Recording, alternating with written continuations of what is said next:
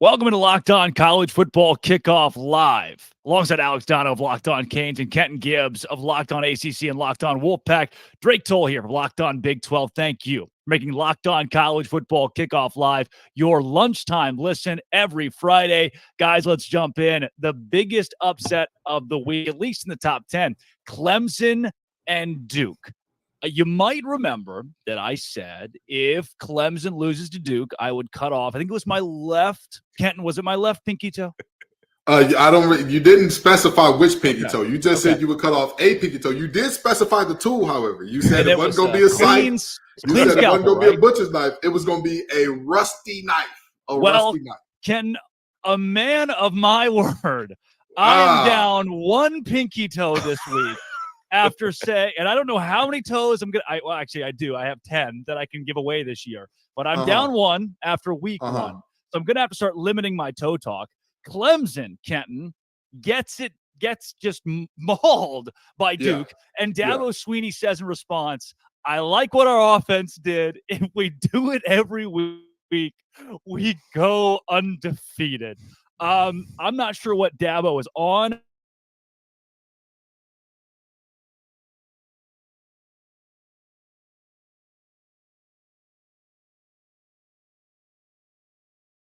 Little dad joke for you all. I'm sure that your favorite country music singer now is Toby Keith. But with that being said, let's stick to the facts. That was totally uncalled for, Ken. Let's stick to the facts of this thing. Let's stick to the facts of this thing because I warned you that this could happen. But more importantly, I think that we need to start drug testing coaches in the NCAA. We need to stop just testing the players. It's high time that some of these coaches get in on it too. Because in what world is what their offense did acceptable? And don't get me wrong, they had over 400 yards of total offense. They won. They didn't turn over the ball a ton, but they turned it over in key moments. Phil Maffa's fumble when they're driving and looking like they can finally make this thing a game. A big time deal. At the end of the game, that interception when the game was kind of out of hand or inconsequential was another thing, but that's indicative of the fact that all game, your passing game was out of sync. All game, you could hit nothing deep. There were no 20 yards or more air yardage plays for Clemson last week. So if you want your offense to do that, I'm sure the rest of the ACC is screaming, yes, Dabo, please give us that offense. Give us that because we've been waiting on Clemson to give us an offense like that. We have been waiting for just this moment. It is here. Yeah, Dono, as the host of Locked On Canes, Clemson comes to you. That is October 21st. And I'm guessing after seeing this offensive performance, you are shaking based on what the Tigers are bringing to town. I never thought I'd say this, but I'm actually happy this year that Clemson is on Miami's schedule and Duke isn't. That's how I'm feeling about this. Now, as far as Dabo Swinney goes, it's not just his post-game comments, fellas. Yeah. I don't think there's any other coach right now in college football who is as disconnected from reality as Dabo Swinney. I mean, his comments after the game, his attitudes towards name, image, and likeness just go to show you that maybe he's not someone equipped to be in this era of college football. His attitudes toward recruiting as well. You know, Clemson has this policy where they don't like verbal commits to take visits to other places, and they, threaten to pull your offer if you do that. No. It's like you have to wonder if the game is passing Dabo by. I think he's still a fine football coach. It's just a lot of the other stuff that comes with it. And listen, right now, obviously the stock is falling for Cade Klubnik, who didn't have the sort of season debut that people expected under center for Clemson. Meanwhile, Riley Leonard now for Duke, I think he's going to become more of a household name. You see what a dual threat he is, all the rushing yards and touchdown that he put up in that game. But listen, if I try to parse through Dabo's words, obviously there are big-time execution things that you would think Clemson can clear up in the future because it was an absolute horror show in the red zone for them, right? You have 4 red zone trips where you come away with 0 points. I can see why he said this was the strangest game I've ever coached in. Like, we've lost games before, but this is the strangest one. You wouldn't expect to go 0 for 4 in the red zone, 0 points in those trips with the turnovers and the blocked field goals that they had. You don't expect that to happen again. But at the same time, despite putting up more yards, they were not the better team on the field last week. Duke was. No, and it wasn't the biggest game of the week, but I'd call it the most consequential game of the week with Clemson losing to Duke, especially the way that Clemson did. However, this week you turn the page to a loaded week 2 that is led off with Alabama hosting Texas, a top 15 matchup in Tuscaloosa, and Luke Robinson of Locked On Bama joins us here on Locked On College Football Kickoff right now.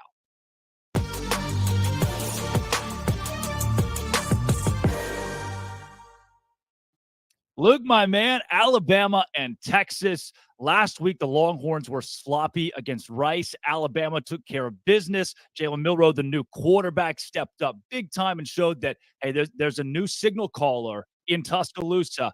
How did you grade his performance, and is that good enough to beat a Longhorn team at home this week?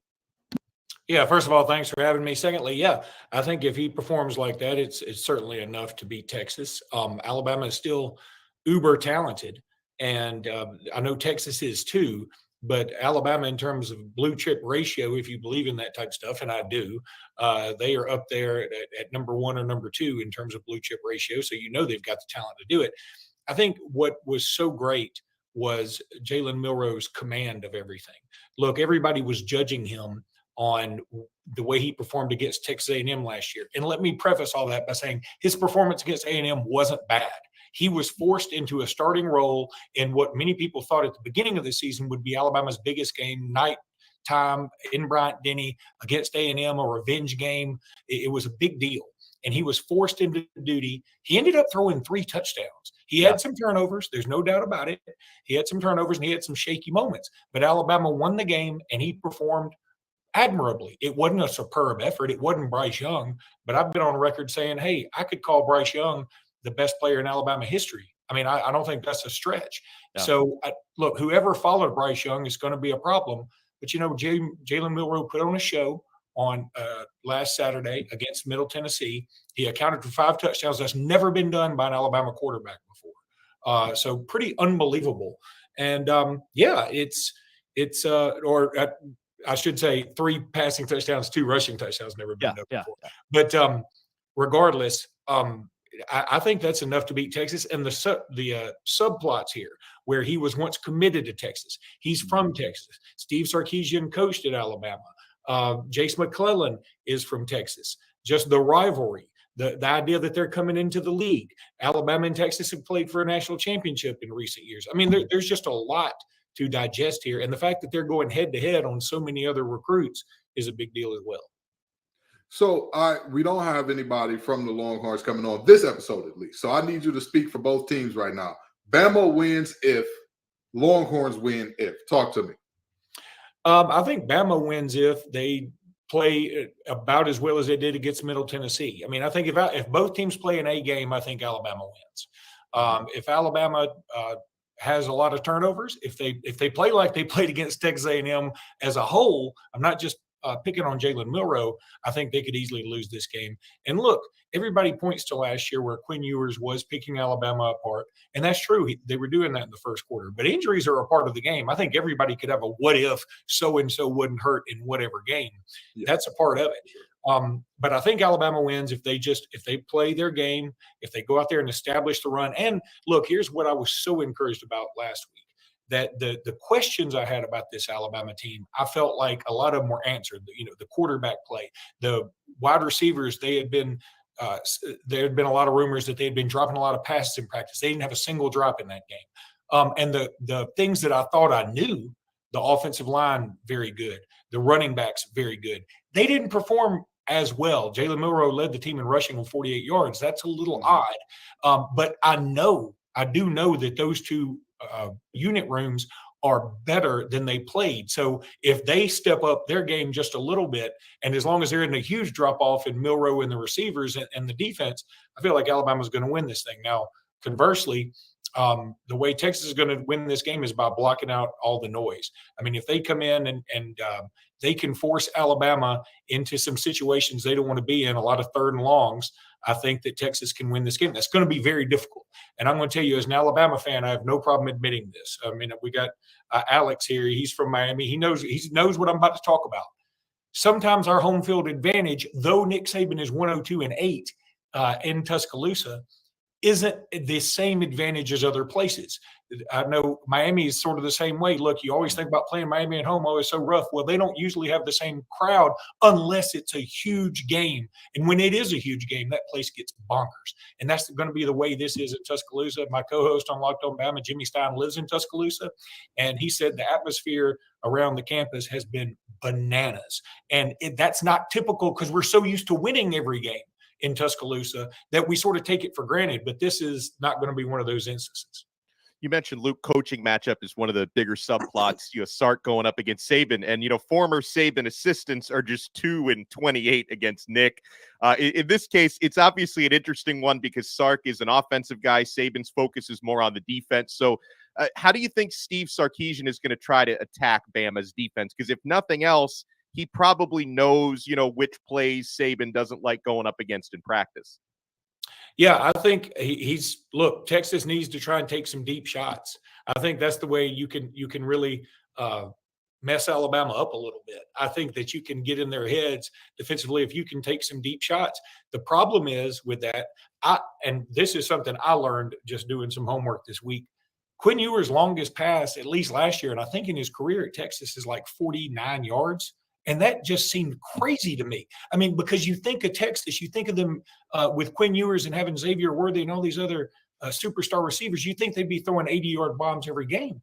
And that's not really what they do. So it's just a little bizarre to me. But I think that, look, everybody seems to be so scared of Kool-Aid McKinstry. And they should be. He's the best defensive back in college football, best cornerback in college football, if you ask me. Now, but I think what you have to do is say, I'm going to go right at your best, and I'm going to see what he's got. And look, it may not work out. That may not be the best thing. But if it does work out, and if you can get ahead of Alabama by, say, 2 scores and sort of keep it that way for a while and force it where Alabama's going to have to go more into a passing game, and especially an intermediate passing game, because Jalen Milroe, 2 of his completions, he didn't have a lot of incompletions last week, but 2 of his incompletions were in that intermediate stretch, and he didn't throw a lot in that window. He either went deep or he went kind of short, or he took off with the ball. So if you can force Alabama to try and go to that intermediate passing game, I think that's huge for Texas. That's Luke Robinson of Locked On Bama. Alabama and Texas, our game of the week here on Locked On College Football Kickoff Live. Luke, thanks for joining us. I appreciate it, guys. Absolutely.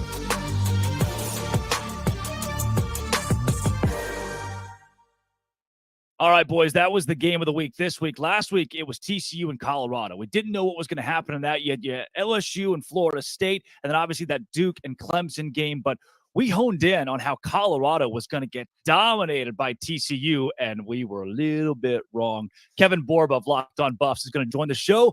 Coming up next, Dono.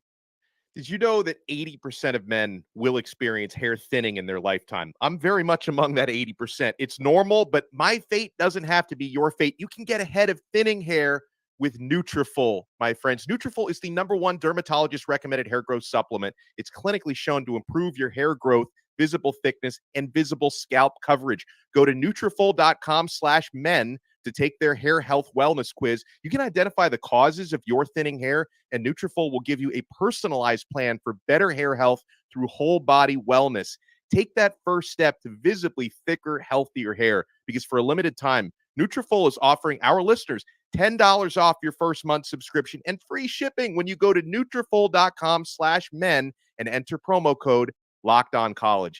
Find out why over 4,000 healthcare professionals recommend Nutrafol for healthier hair. Nutrafol.com/men. It's spelled Nutrafol.com/men and enter promo code LOCKEDONCollege. That's Nutrafol.com/men, promo code LOCKEDONCollege.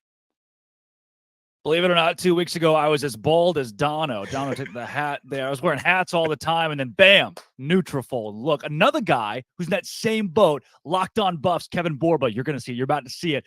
He is right now with one of our biggest upsets last week. What's up? Kevin, there's the hair. Dude, Colorado, I told you, we had a lot of conversations last week. I told you this Colorado team is going to lose by 3 touchdowns. 4 touchdowns, maybe more against TCU.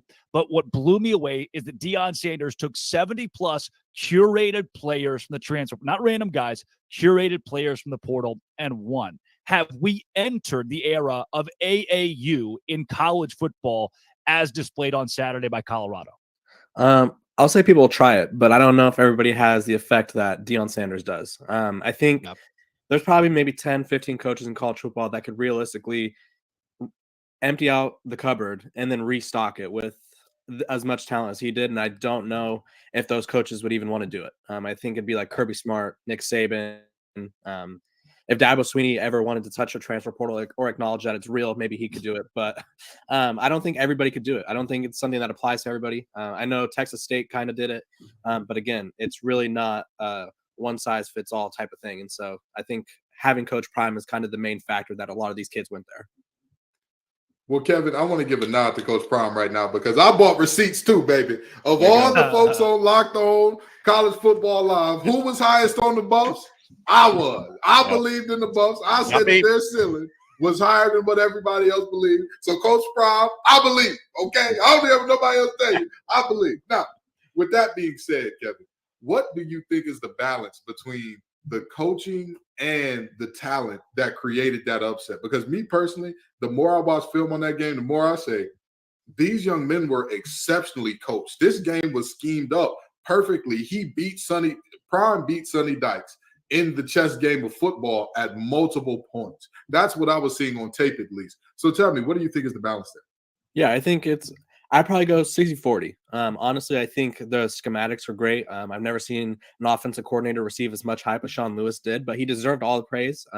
Every play he drew up was to perfection. It seemed like he would just take a look at the defense and be like, okay, we're running this. And then it would be wide open. Every single time is kind of what it felt like. I think Colorado scored just about every time they touched the ball. So you have to give him props where props is due. But then you have to look at plays where I think it was like 4th and long, whatever that, I think it was 19. And Shedeur Sanders scrambles a little bit and delivers a strike. Or you have to look at the throws that he made down the field. His deep ball, I think, and I'm starting a little petition for this, so if you guys would like to sign, I think Shedeur Sanders throws the best deep ball in college football, or at least one of them. And we saw it on multiple occasions. He would hit guys down the sideline in stride. You guys had your previous guys was talking about Quinn Ewers. Quinn Ewers hasn't been able to hit the deep ball in his college career. Shedeur Sanders has already shown that he throws arguably the best deep ball in college football. And so I think the coaches deserve some praise, but the players executed. You can only call things that they can execute. And so I think everybody deserves a lot of praise. Now, Kevin, unlike Kenton, I was not a believer in the Buffs last week or this season. They're now only one victory away from matching my season prediction, so I'm probably going to be eating some crow this season. So, yeah, my two thoughts watching that win over TCU, number one, how wrong I was. But then number two, I'm watching Travis Hunter, and I'm thinking, this guy could win the Heisman, right? You talk about non-quarterbacks winning the Heisman, two-way player. Hunter played 129 snaps last week. Can he keep up a pace like that through 12 games? Yeah, that was kind of my biggest question too, because I think it was somewhere in the first half. He seemed a little tired, or maybe just wasn't making the plays that he dropped a diving touchdown. Something else happened where all my friends and everybody who was watching the game as well was like, is he tired? And I was like, it kind of looks like it. But after the game, he said he could play another game that day. So I think it's just a matter of keeping him fresh at all times. I don't know if they're going to try to keep him out for all 150 snaps every single game, but why would you not? If he says he's ready to go, I think you got to trust him. I think he's a playmaker. He's a difference maker. I think the biggest play that stands out was a diving interception. I saw somewhere that he covered about like 6 yards on that play where he dove to catch the ball. And I think when you look at that play, you're like, why would Chandler Morris throw it that way? Well, Travis Hunter was nowhere near where Chandler Morris was trying to throw it. That's just how quickly he covered ground. And so Travis Hunter needs to be on the field as much as possible. I do think the Heisman hype is legit. If he plays like this every week, I don't see why he shouldn't at least be in New York at the very minimum. I don't think we've ever seen someone who has this kind of effect on both sides of the ball. His stats for receiving have already essentially surpassed Charles Woodson. If everything goes right, he'll pass Charles Woodson by tomorrow. So Travis Hunter is that guy, and it's only been 13 days of college football. Yeah. So do we go with Travis Ohtani or do we go with Shohei Hunter? Which one do you prefer? That's a good one. I like Travis Ohtani. Got to get the first name in there. Gotcha. Okay. I love it. That's Kevin Borba of Locked On Buffs. Borba, thanks for joining us. Thank you. Guys, to the rest of the desk, a Colorado win that to me proves the transfer portal's right there. You see Texas State do it with 53 transfers and beating up on Baylor, and Colorado gets TCU. There have been teams who have tried this AAU style, and now it's coming with more success. Dono, to me, I would rather have 30 juniors from Western Kentucky as opposed to 30 four-star freshmen coming out of high school. Where do you sit here? Well, I'm with you because any coach I talk to agrees with you. Experience in this game is so important. And again, Colorado just had so many. They have so many. I didn't think they'd be able to put it together as quickly as they can. That's a testament to coaching, right? I mean, Coach Prime and his staff, you've got to get everybody in sync and running in the same direction. And they clearly were able to do that throughout spring and fall. I mean, probably a lot of the guys that came in weren't even there for spring football. They added some more before fall camp. So it's a pretty impressive undertaking. But I think sometimes people undervalue the idea that if you have a team that's laden with juniors and seniors, even if they come from smaller programs, even if they come from, Jackson State, obviously a lot of guys who came over with Deion, that it's just such an advantage instead of having to rely on some 18-year-old true freshmen and redshirt freshmen to be able to have a team with more experience like that. And I think this is a great experiment. I think others are now going to try to overhaul the roster the way that Prime did and probably not find the same kind of immediate success because it is such a difficult potion and balance. But this is definitely a powerful example of how that can work in this era. Kent and I was shocked when Prime pointed out a beat reporter after the game and said, "You didn't believe in us." And there was a long pause, and he said, "You still don't believe in us." Kenton, you were the only semi-believer last week of this panel. I don't think you had Colorado going to the playoff or even putting on that kind of a show. Did they still impress you despite the expectation you had? So here's the thing. I still don't have them as a playoff team. Now that I will not go that far. I will be on there right now as saying, I don't think that their defense is quite there yet. I don't think they're quite there in the trenches. But with that being said, I expected that game to be closer than what most people were saying. I expected it to be closer than 3 touchdowns. And I'll tell you this much. TCU last year lived on the edge with that. Hey, we're going to give up a ton of points, but this is a Sonny Dykes-led team, and Sonny Dykes ain't never had a problem scoring the football. That's never been a thing that you look at with a Sonny Dykes coach team and say, man, they could just get into the end zone. They'd be great. Never. So, them putting up the performance that they did offensively and winning this game, that was a little surprising to me. But I want to touch just for a second on what y'all were talking about with the transfer portal versus the high school players. The player that scored 4 touchdowns out of the backfield for them, Dylan Edwards, a freshman out of high school. This thing is more art than science. There is no precise balance to say like, hey, I'd rather have this than that, or this is the way to do this thing. Because, I mean, if you look at the programs that are having the most success by far and wide, right, it's not that AAU style. It's a mix between, yes, we do have a bit of a farm system in it. Hey, you're the best player at Kent State. Come on down here to Alabama, brother. We got big-time football for you to play over here. And also saying, hey, we're also going to get the best players out of high school. We're going to get every 5-star we want. And when we don't, if that 5-star don't pan out, brother, we'll get rid of you and go get that wide receiver from Washington State who's begging for a quarterback who can throw the 40-yarder. Let me just add in one thing also about this game, just to be fair, because, of course, the way Colorado did it, they look so flashy. And now, their home opener is going to be lit against Nebraska this weekend. So, all the narrative has been praising Deion and praising Colorado. They deserve it, okay? But on the flip side, did anyone tell Sonny Dykes you are allowed to play defense, right? Because that was one of the more ghastly displays defensively. And what got me thinking about that was Kenton hit the nail on the head when you talk about these, last year's TCU as Sonny Dykes team. You think we're going to outscore whoever we play. Okay. Well, at some point you've got to stop somebody. And I know their defense was better last year en route to the college football playoff final. So I'm also going to be watching TCU for the rest of the season with a fine-tooth comb to see if their defense doesn't get better, because that was pretty embarrassing. Were they better last year? Were they? I'm not sure. Defensively, yeah. I think so. Gave up 34 to SMU, 31 to Kansas, 40 to Oklahoma State. Hodges Tomlinson, though, was maybe the best guy in the secondary in the country. And listen, they had pieces that were good. As a collective last year, that defense was living on the prayer. I don't want to sing because I remember last week they got on me for singing, but I was going to sing we're halfway there. But them boys were really living on the wing of the prayer in terms of defensively last year at times. So that's just my thought. I don't want to go too deep. Yeah, it's funny that TCU hires a guy with the last name Bryles and loses the first game with him on the sidelines. Karma is real, and it starts with Bryles.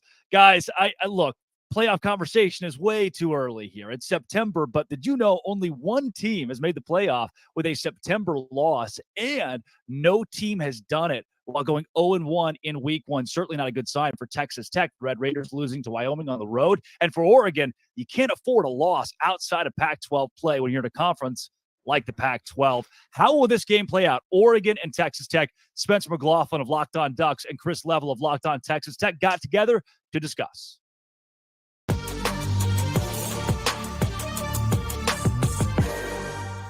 Two tidbits that have been making me resistant to the notion that some Oregon fans have, kind of bought into, which is, oh, well, if they lost to Wyoming, certainly they're going to lose to the Ducks, and it's not going to be close and everything. Two tidbits on that front. Number one, I've brought this up on the show before, but Oregon in 2021 lost to a 3-9 Stanford team, also beat Ohio State on the road. Same team, same season, couple weeks apart. There are peaks and valleys, and the great teams have their valleys still result in wins. And maybe in the case of like a Georgia or, Alabama some years, those valleys are just less dominant wins than what they are accustomed to. That's what great teams and programs do. But no team plays their best football every week. That was not the best version of football I think that Texas Tech is going to play in 2023. And another good example is Utah. 2021, same year, they began the season 1-2. They lost, and this will provide some hope to Texas Tech fans. They lost a triple overtime thriller to San Diego State in the non-conference. They were a 1-2 football team. They ended up winning the Pac-12 that year, thumping Oregon twice in a 2-week span. So it was not what the Red Raiders were hoping for. It's not what I expected to see from them for sure. But in no way, Chris, do I feel that this is now just a giant mismatch between one team that won 81-7 against an FCS opponent in Portland State and one team that blew a 17-0 lead on the road against Wyoming. Yeah, and unfortunately for Texas Tech, this is a fan base that's been tortured by, back when Spike Dykes, Sonny Dykes' dad was the coach here, you were notorious for 1 week you lose to North Texas, little old school up in Denton, right outside the Metroplex.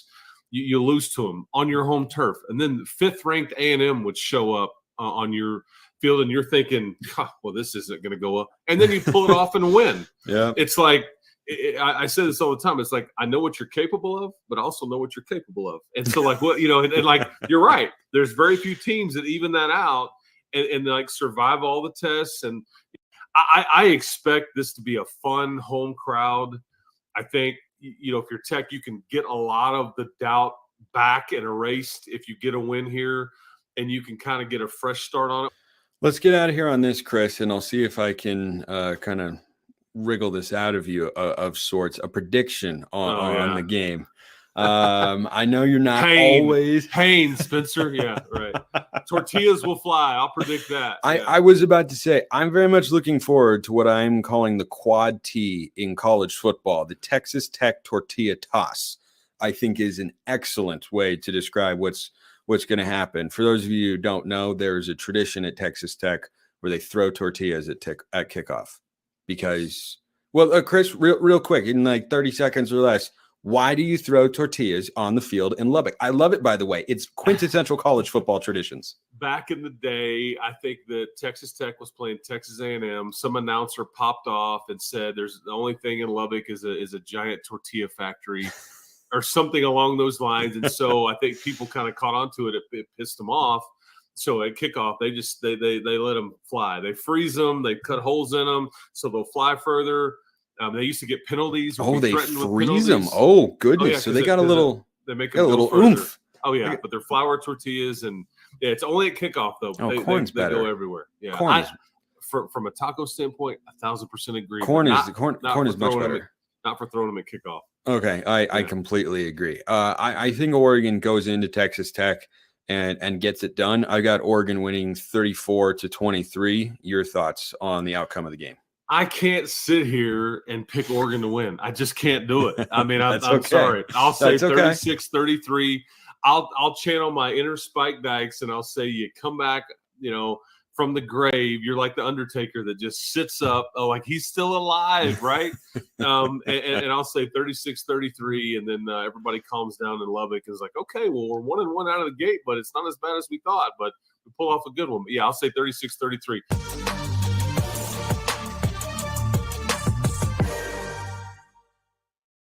Boy, when 50% of your conversation is about tortillas, their history, and how to freeze them, you're in for an invigorating matchup this weekend. Glad that we got the insight from those two guys. And coming up, we've got Conference Confidential, where we'll take you all across the country to find out which games are the biggest.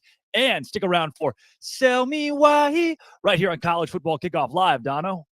Buying last-minute tickets to sporting events should not be stressful. Folks, I've been buying tickets day of events at Game Time. Flash deals and last-minute tickets, they've got the best ones at Game Time. Easy to find and buy tickets for every kind of event in your area. That includes concerts. I'm taking my son to Disney on Ice tomorrow. Got my tickets at Game Time. Forget planning months in advance. Game Time has deals on tickets right up to the day of.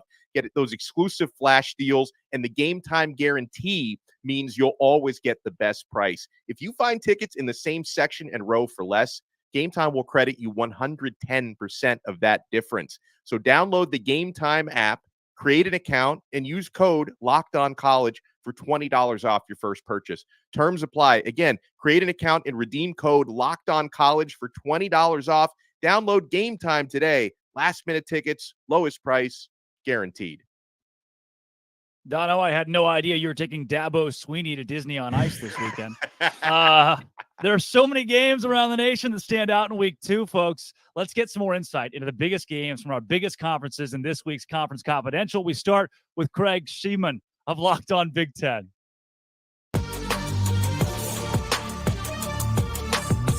There are 14 Big Ten games on the slate this weekend, and none bigger than Matt Rule and the Nebraska Cornhuskers going into Boulder, Colorado to take on Coach Prime Deion Sanders and the Colorado Buffaloes, who shocked the college football world last weekend by going into TCU and winning 45-42.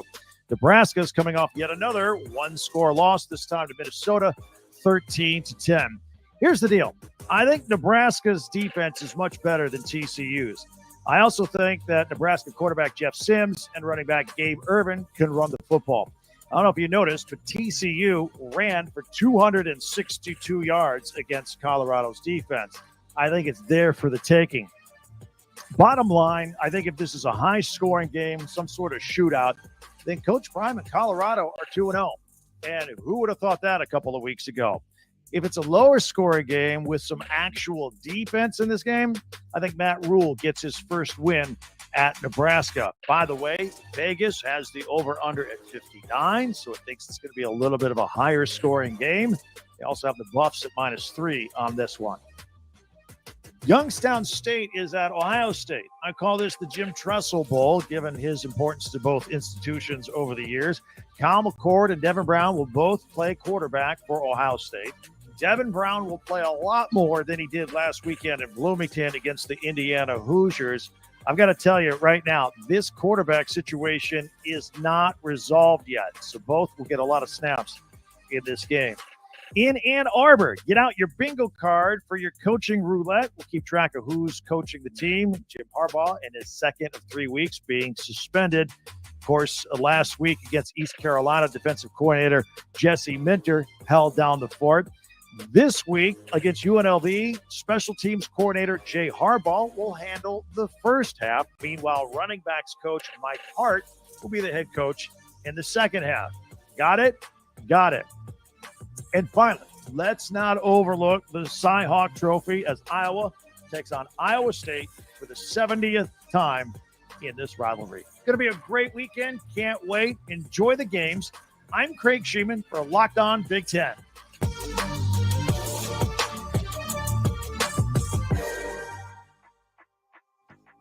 Week 2 in the college football world is upon us, and all eyes will be on Boulder, Colorado, as the Cornhuskers of Nebraska travel to take on Deion Sanders and the Buffs. Spencer McLaughlin here for Locked On Pac-12. A lot of great games across the Pac-12 non-conference slate this week. A lot of big opportunities, but perhaps none bigger than the chance for Colorado to progress towards a 3-0 start before conference play begins on September 23rd at Oregon. They host USC the following week, and they have a chance to show that week 1 wasn't a fluke, that TCU isn't a pullback team in a major way, but that Colorado is just that good. Shedeur Sanders set a school record in his first game as a Buff with 510 passing yards. He was darn near flawless, throwing 4 touchdowns, no interceptions, executed the offense at a really high level.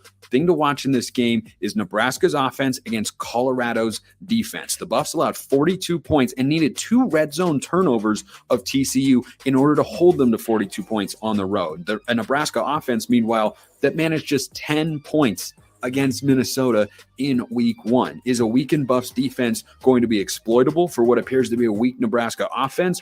Or is the Buffs defense going to make strides from last week, their offense perform at a high level, and they end up winning the game? It's going to be a thriller either way. The home opener for Coach Prime was always going to have a lot of interest and hype and intrigue. And somehow with that week 1 win at then 17th ranked TCU, Colorado has upped the ante on how excited and interested we all are to watch the Buffs play in front of their home fans at Folsom Field this weekend. Don't sleep on other games across the Pac-12 like Auburn and Cal, Oregon, Texas Tech, Utah, Baylor, and how about Arizona State? Just a 3.5-point underdog against Oklahoma State. Something smells a little bit fishy there, but should be a really, really good week in the Pac-12. And definitely don't forget Washington State hosting Wisconsin. A lot of great games and a lot of great opportunities for the Pac-12 as they look to stay undefeated in the non-conference slate in week 2.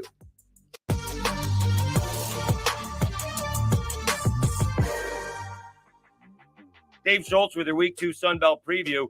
Much better matchups across the board in the Sunbelt for Week 2. In fact, you have a conference ball game, the Louisiana Raging Cajuns taking on ODU in Norfolk, Virginia. First time these two schools have ever met. But the big matchup is Appalachian State going to Chapel Hill to take on Carolina.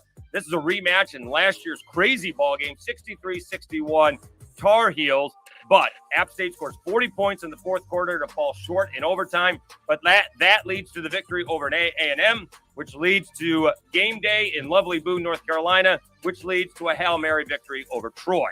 You do have Joey Aguilar starting at quarterback. He came in for the injured Ryan Berger. Aguilar threw 4 touchdown passes on just 11 out of 13 passing. But you also have the defense that's got to step up a little bit. Mountaineers gave up 24 points to Gardner-Webb. That's not going to fly against Drake May and company in Chapel Hill. Sunbelt teams playing 3 other Power 5 schools this week. You do have James Madison going to Charlottesville. Virginia hosting their first ball game since the tragedy last year. And it's James Madison's first trip to Virginia in 40 years. James Madison also making a quarterback change. Alonzo Barnett III just struggled last week against Bucknell. Senior transfer Jordan McLeod, he came in and he righted the ship as the Dukes beat Bucknell 38-3. You got Troy going up against Kansas State, and the Trojans, the defending Sunbelt champions, they struggled, giving up 30 points to Stephen F. Austin. They're going to have to do a much better job to shock the Wildcats. And then you got Southern Miss. Poor Golden Eagles, or look at it as a great opportunity. They get to go to Tallahassee to take on Florida State. The Seminoles destroying LSU in the second half. And can the Golden Eagles and the Fighting Will Halls pull off a shocker? The other big ball game in the Sun Belt, you got Texas State. The Bobcats upsetting Baylor. They're going into UTSA to take on the Roadrunners. If Texas State beats UTSA, do they start 4-0? They got Jackson State and Nevada coming up. My goodness, G.J. Kinney is shocking the Sun Belt immediately. That's your Week 2 preview in the Sun Belt. I'm Dave Schultz. Enjoy the Sun Belt football.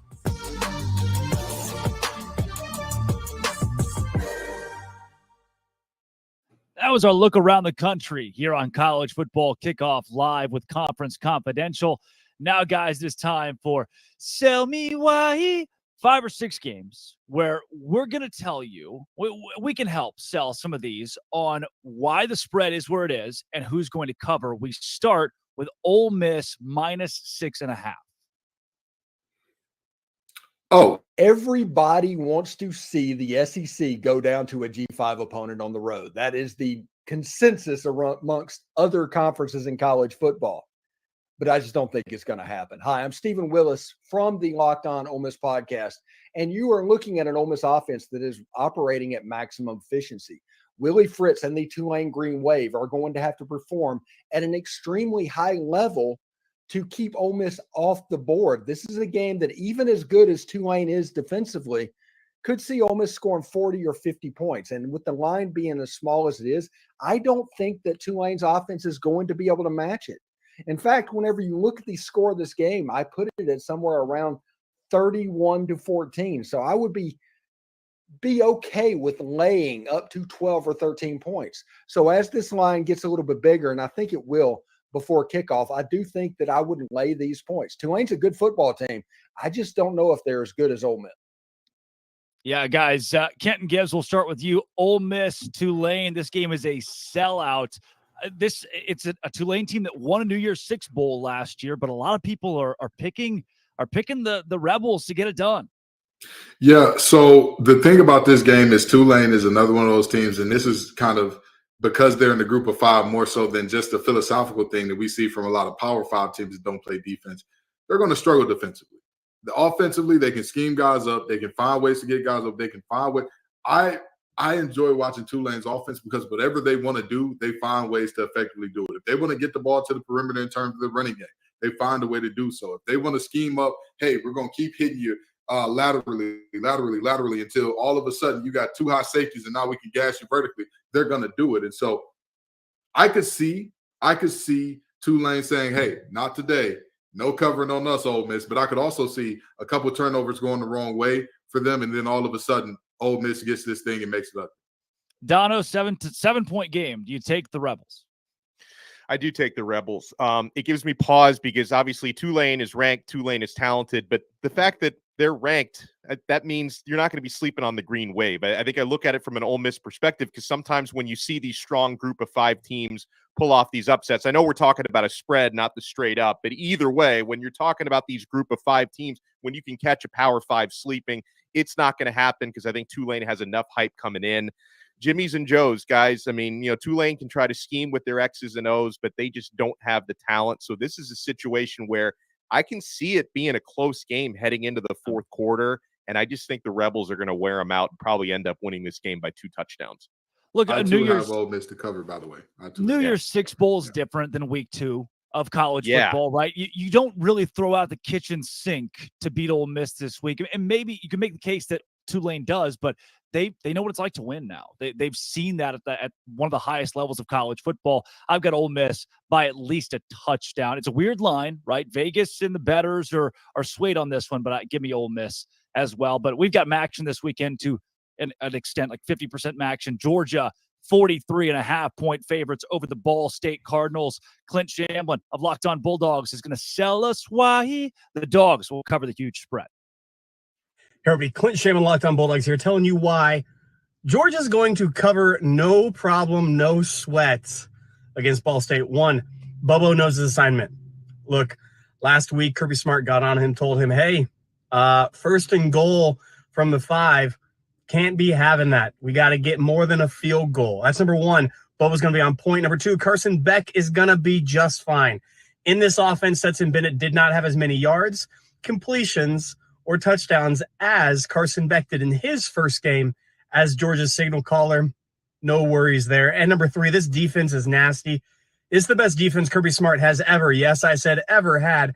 Talent all across the board. Composite is the best we've ever seen, which is why I think Glenn Schumann and Kirby's going to shut them out again. This is why Bulldogs are going to cover that point spread. Fear not. Lay the points. It's just fine. Ball State is not going to score, and Georgia's going to get a 50 burger. That's why Bulldogs are going to cover. Oh, the old backdoor cover here. We're talking 43 points. Georgia did not cover that against UT Martin. What? There are so many other things you could do with your life than bet a 3-point spread, Kenton Gibbs. I agree. This is throwing money out the window because you're counting on a lot working in a certain way.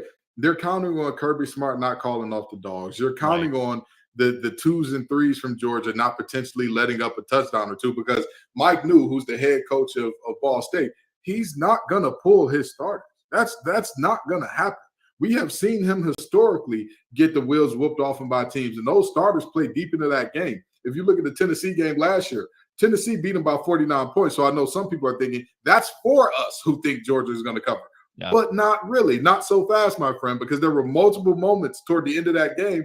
Tennessee just kind of lucked into some moment, or not lucked into, but things went their certain way in terms of their 2s and 3s getting pick sixes and whatnot. That was like, oh, well, this is how these things go. I'm never comfortable with a line above 40, just being completely honest. I'm never comfortable with that. So I'll get Ball State saying, not so fast, my friend. No soup for you. No cover for Georgia. I like it. Now, this next one here, we're going to go to the ACC, Kenton's ACC, as the Notre Dame Fighting Irish are 7-point favorites over the NC State Wolfpack. We've got Trevor Wojak of Locked On Irish to sell you why the Irish will cover. Hey, college football fans. I'm Tyler Wojak, the host of Locked On Irish for the Locked On Podcast Network. Today, I'm here to tell you why Notre Dame is going to cover the 7.5-point spread on the road against the NC State Wolfpack. Like always, it starts with the quarterback, and Sam Hartman has been practically unstoppable in his first 2 starts for the Irish, leading the offense to 11 touchdowns out of 12 total drives. I expect him to exercise some demons against NC State and have a big game on Saturday in Carter Finley Stadium. But it's not just Hartman, though. The Notre Dame defense has been stout, and they have yet to give up a touchdown through 2 games, albeit against pretty weak competition, but still, they have been really good so far. And I believe this is the first big test for Notre Dame this season, both offensively and defensively, and I'm confident the Irish are ready to rise to the challenge and get a statement win on the road against NC State. Our very own former NC State defensive tackle, Kenton Gibbs, go. Y'all are going to call me a homer. People are going to call me everything but a good Christian. They're going to say that I'm imploring people to give away money. But here's the deal. The Wolfpack and the Golden Domers have played 3 times. And Notre Dame has never won a game outright outside of South Bend. And by the way, those 3 games weren't 100 years ago. The most recent one was in 2017. They lost in 2016 when a hurricane was coming through Raleigh. NC State wins 10-3. Guess what? There's supposed to be another hurricane that is on the brink. Fans, friends, family, I'm telling you, this is deja vu for a reason. The more I watch film on Notre Dame, the more I believe they're not going to cover. Do I believe they win outright? I have them winning by a field goal, 24-21. But do they cover that 7.5? I don't think so. Well, speaking of games that are close to the chest for our host, Dono, here's yours. Texas A&M Aggies are currently favored by 3.5 on FanDuel over the Miami Hurricanes. Here's Andrew Stefaniak to tell you why the Aggies will cover that spread. Will Texas A&M cover against Miami? Man, it's a tough one. It's a good question. I think the Aggies are going to cover. Our friends over at FanDuel currently have the line at 4.5 points, minus 4.5 for the Aggies. And the way I look at it, I think they're going to go on the road and take care of business against the Miami Hurricanes. Texas A&M's offense looked dominant against New Mexico, and I think that they're going to go and do the same against a much better opponent in Miami. Connor Wigman was throwing passes that were just perfect, putting the ball right in the bucket, putting it right where it needed to be. We saw the wide receivers running open all game long, one of the most talented receiver rooms in college football. I think you're going to see that repeat itself. Texas A&M's hopefully going to have more of a rushing game against the Miami Hurricanes, and the defense, I think it's going to come down to whether or not you can stop Miami's rushing attack. If you can do it, the Aggies win, and they cover the 4.5-point line. Well, comparing backdrops between Locked On Canes and Locked On Aggies, Alex Dono covers. Do the Canes cover this Saturday? I think they do cover. And the magic number, I mean, it had been earlier in the week, 3.5. It's at 4.5. I think this game is going to be decided by 3 or 4 points in either direction. So I look at that number. I feel comfortable taking Miami. Texas A&M hasn't had a great road record under Jimbo Fisher in bigger games. And the big thing, I thought that Andrew, he hit the nail on the head when he was talking about stopping Miami's rushing attack, because that's been an area where the Hurricanes have been completely revolutionized. They've added 3 top-tier offensive linemen since last year, Javion Cohen and Matt Lee in the transfer portal. It's funny because the Hurricanes actually have a true freshman starting at right tackle, and normally you'd say that's kind of a liability, but in the case of Francis Maui-Noa, former 5-star recruit out of IMG Academy, he's been blowing everybody away so far at his time at the U. And most importantly, Miami can basically go 4 deep with starting caliber running backs. And this is a time in the season when everybody, at least all those 4, are still healthy right now. When you talk about rotating between Henry Parrish, Mark Fletcher, A.J. Allen, and Don Chaney Jr. And Texas A&M, as talented as their defensive line is, fellas, because they've got 5 stars all over the place, basically 2 deep. They were brutal against the run last season. Different coaches, a lot of the same personnel. And New Mexico had a little success running into the teeth of their defense last week. So Andrew was right on. The Texas A&M stopping Miami's running game is a big key. I'll look at it on the flip side. As far as the Miami Hurricanes go, trying to slow down the Aggies' passing game. That's going to be where Miami either covers that 4.5-point spread or not, because that trio of wide receivers that the Aggies bring to the table with Evan Stewart, who was suspended against Miami last year, Noah Thomas, who's 6'6", and Anais Smith, who's just a gadget, all-purpose guy, does a fantastic job. Miami's got to pressure their quarterback, Connor Wigman, and I believe the Hurricanes have a defensive line where they're able to do that, I think, on a somewhat consistent basis, make him feel a lot more uncomfortable than he did against New Mexico. I think this is going to be a good game, fellas, and I think, I did go on record picking Miami to win by 3. It could obviously go the other way, but I think it's going to be close. I think this is going to be a 3 or 4 point game, and Miami does cover. Yeah. Not to be left out, I'm ready to be heard again. The Baylor Bears and the Utah Utes. Utah opened as a 4-point favorite. It has now jumped to 8. It is doubled. I'll be in the house at 11 a.m. Central Time between Baylor and the Utes with Kyle Whittingham. Give me the Baylor Bears plus 8. They were terrible last week. They lost to Texas State. Who does that? One of the worst upsets in college football's recent memory for a Power 5 team. But I'll tell you this. Sawyer Robertson, a Mississippi State Mike Leach quarterback, is starting for Baylor this week. His high school coach, a storied high school coach in Texas high school football, came on our show on ESPN Central Texans and said, this kid doesn't need an offensive line. He'll do it by himself. I think we got an old Tom Brady, Drew Bledsoe situation brewing in Waco. Baylor might lose by 45, but Sawyer Robertson might just win the game. That's why I like Baylor plus 8. That's a heart pick. Kenton Gibbs said he's not biased. I am. Sawyer Robertson plus 8 this week against the Utah Utes. Now, coming up next, the NCAA has done what the NCAA does best, and that's make terrible decisions that don't make any sense. This one comes from the ACC. But first, Dono. My friends, hair thinning does not have to be your future. Your fate doesn't have to be mine, guys. If you're tired of weakening or thinning hair, do you want to reach your full hair potential? Leading hair growth supplement Nutrafol helps improve your hair growth, visible thickness, and visible scalp coverage as well. Nutrafol is the #1 dermatologist recommended hair growth supplement, and it's clinically shown to improve your hair growth, visible thickness, and visible scalp coverage. Take the first step to visibly thicker hair and healthier hair. For a limited time, Nutrafol is offering our listeners $10 off your first month subscription and free shipping when you go to Nutrafol.com/men and enter the promo code LOCKEDONCollege. And you'll find out why over 4,000 healthcare professionals recommend Nutrafol for healthier hair. Nutrafol.com/men, spelled Nutrafol.com/men. Enter promo code LOCKEDONCollege. That's Nutrafol.com/men, promo code LOCKEDONCollege. Slowly approaching the noon Eastern hour here. This is Locked On College Football Live. That's Alex Dono. That's Kenton Gibbs. I'm Drake Toll, breaking down everything from last week in college football and everything coming up this week. Now, one of the biggest storylines from the NCAA in their very finite wisdom, they have denied UNC wide receiver Tez Walker his eligibility for the 2023 season, and Mac Brown was furious, rightfully so. Somebody else who's also not very happy about it, Isaac Shade of Locked On Tar Heels. We'll take you there now. Breaking news. The committee reviewing UNC wide receiver Tez Walker's case has voted to deny the reinstatement of his eligibility, meaning that Tez Walker will not play for North Carolina this season. This comes a day after the NCAA's tone-deaf tweet about supporting student athletes in their mental health. A biting statement coming out from head coach Mac Brown. Quote, "I don't know that I've ever been more disappointed in a person, a group of people, or an institution than I am with the NCAA right now.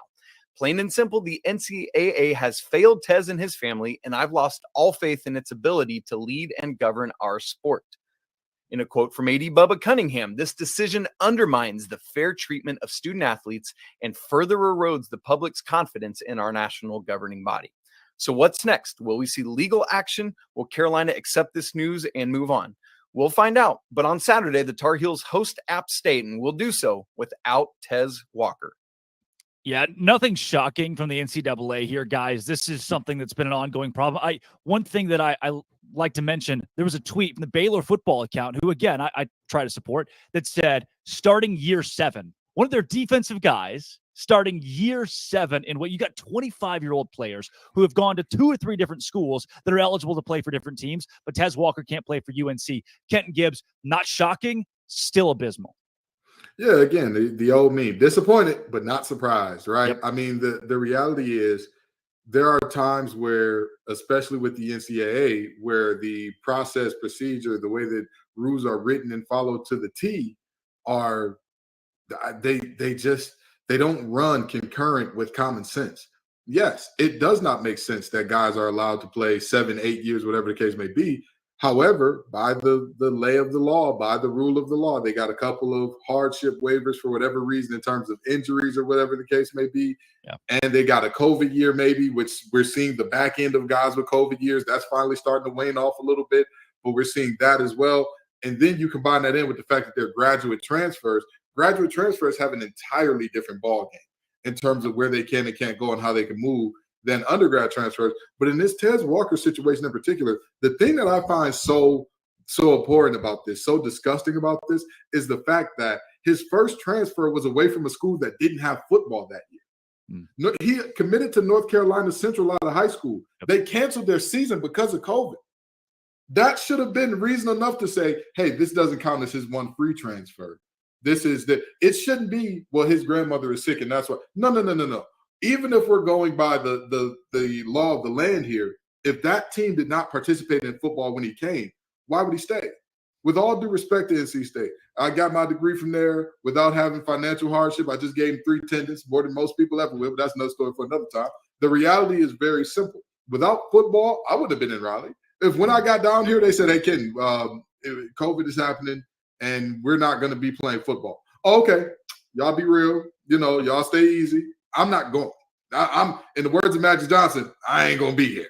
Okay, no. That would have been me. So I think that it's flatly preposterous to look at that situation, look at this young man and say, hey, that still counts as one of your transfers. That's nonsensical. Donna, we're in an era, too, where anybody can transfer for anything. I don't know why we're picking and choosing these things where Colorado's got 73 players. The NCAA says nothing, does nothing, which I think is the right call. I mean, if these kids want to transfer somewhere else, it's whatever. In an age where NIL is so popular, where the parity in college football, to me, is getting better outside the top 10, which, again, conversation for another time, but everybody outside of that top 5 or 10 is beating up on one another. And now we're picking the most random little battles, the best kids, and saying, hey, no, we don't think you should play.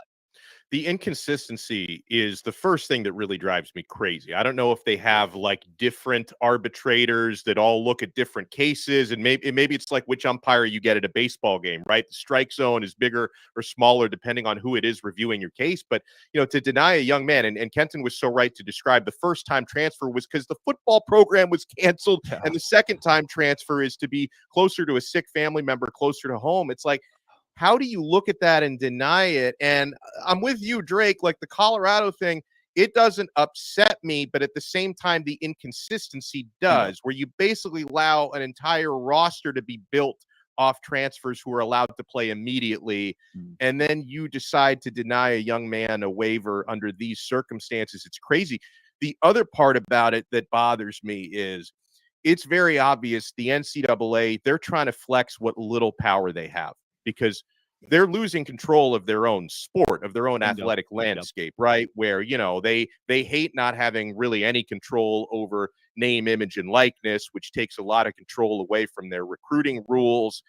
And so now it's like the little power that they have left, they need to show these players and these teams who's boss by flexing that power. It's very upsetting to me. And I know we had a little talk about this last week, but the years go on with the way that, the conferences now and the universities are getting so much power. At a certain point, you're going to look at the NCAA and say, why do we need them again? Like, exactly what do they actually do to make our situation better? So that's where I'm at on this. It's troubling to me.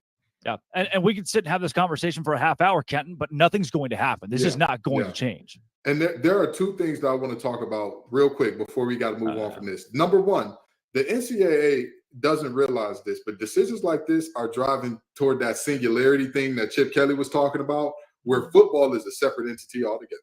Yeah. We are looking at a multi-billion-dollar business, and you're regulating where some of the stars can and can't go, when they can and can't play. I'm going to tell you this, in these great United States of America, in the mainland and in Hawaii and Alaska, if it's enough money behind it, it will find a way. They say life finds a way. Well, money finds a way in America, baby. And there's too much money in this thing for the NCAA to continue making these rules arbitrarily. And second of all, I'm going to say this, and this is the NC State and me talking a little bit, and I'm going to be 100% honest about that. It is not right the way that this has garnered not only national, but the way that this has been treated locally. The way that we have the governor writing letters to the NCAA, the way that it's one of the biggest stories that's leading the sports block on the Central North Carolina news stations and all that. Where was this energy for the other players in the state who had similar situations? When Chandler Zavala of NC State was told that he wasn't going to be able to play, and he had only played 3 games and got hurt and didn't get an injury waiver, which literally the injury waiver says if you play less than 16 quarters of football. Now, maybe it's just me. The 3 games that he did play, none of them went into overtime. We didn't get free football. So I don't understand how 4 times 3 became over 16. The governor didn't write a letter for him, but he did for Tez Walker, who went to his alma mater. I didn't see WRAL breathing down people's necks to talk about that. I didn't see none of the news stations, ABC 11, WTV, I can't remember the other one, WNCN. Nobody was here talking about that. Cam Hayes going to ECU. Nobody's talking about that. Cam Woods going to NC State. Nobody's talking about that. And those players are in very similar situations where they're not going to get waivers either, most likely. And for whatever reason, Tez Walker seems to be the spark plug that has got everybody around the nation swept up and wrapped up in it.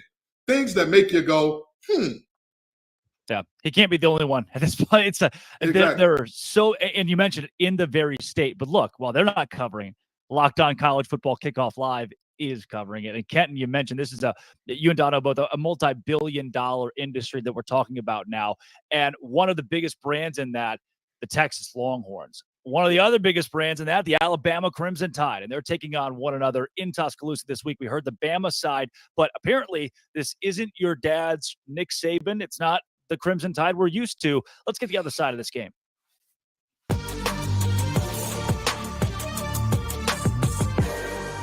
Jonathan Davis of Locked On Longhorns here on College Football Kickoff Live. The Horns and the Alabama Crimson Tide this weekend in Tuscaloosa. Jonathan, why, if they can, why can Texas win this game?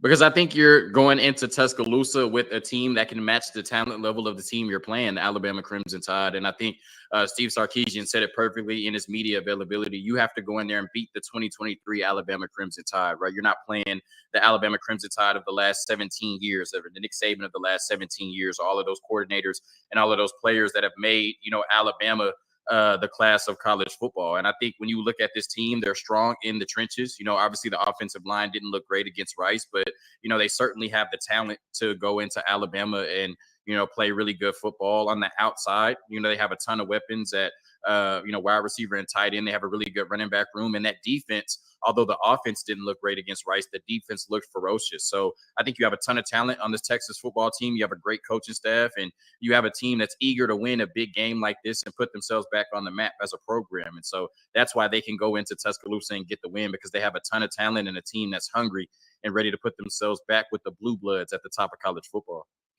Jonathan, reluctantly, as the host of Locked On Big 12, which you are leaving, we will not be fraternizing for very long. I sadly do have the Texas Longhorns beating Alabama, the gut feeling there. But my problem with this is the Texas offensive line, which was supposed to be so big and bad this year, was pretty meek and mild against Rice. And Quinn Ewers of 2023 looks a lot like Quinn Ewers of 2022, who just wasn't great. He was okay.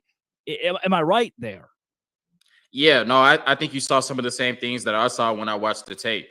Fans were a little anxious because I think they were coming out year 3 under Steve Sarkisian and expecting the second coming of the 2020 Alabama offense. And when you see your offense go out there and score 1 touchdown and 3 field goals in the first half, I don't care how vanilla you've convinced yourself Steve Sarkisian was, that's just not acceptable. Now, they did come out, the first 3 drives of the second half and score touchdowns, but it's fair to question if Rice was able to give Texas some trouble on the offensive side of the ball. What can that defensive unit in Alabama do? So, yeah, the offensive line is going to have to be a lot better. It looks like we're going to have a different starting right guard, which I think is the right decision on Saturday. And I think Quinn Ewers is going to have one of those type performances that we've seen beat Alabama over the years, a Johnny Manziel, a Joe Burrow, Trevor Lawrence, a Deshaun Watson. I hate bringing up his name, but he's just one of the ones that came to mind. But it's going to take one of those type performances from Quinn Ewers to win on Saturday. And I can't blame people for saying they haven't seen it for 11 games. What makes you think it'll happen in the 12th?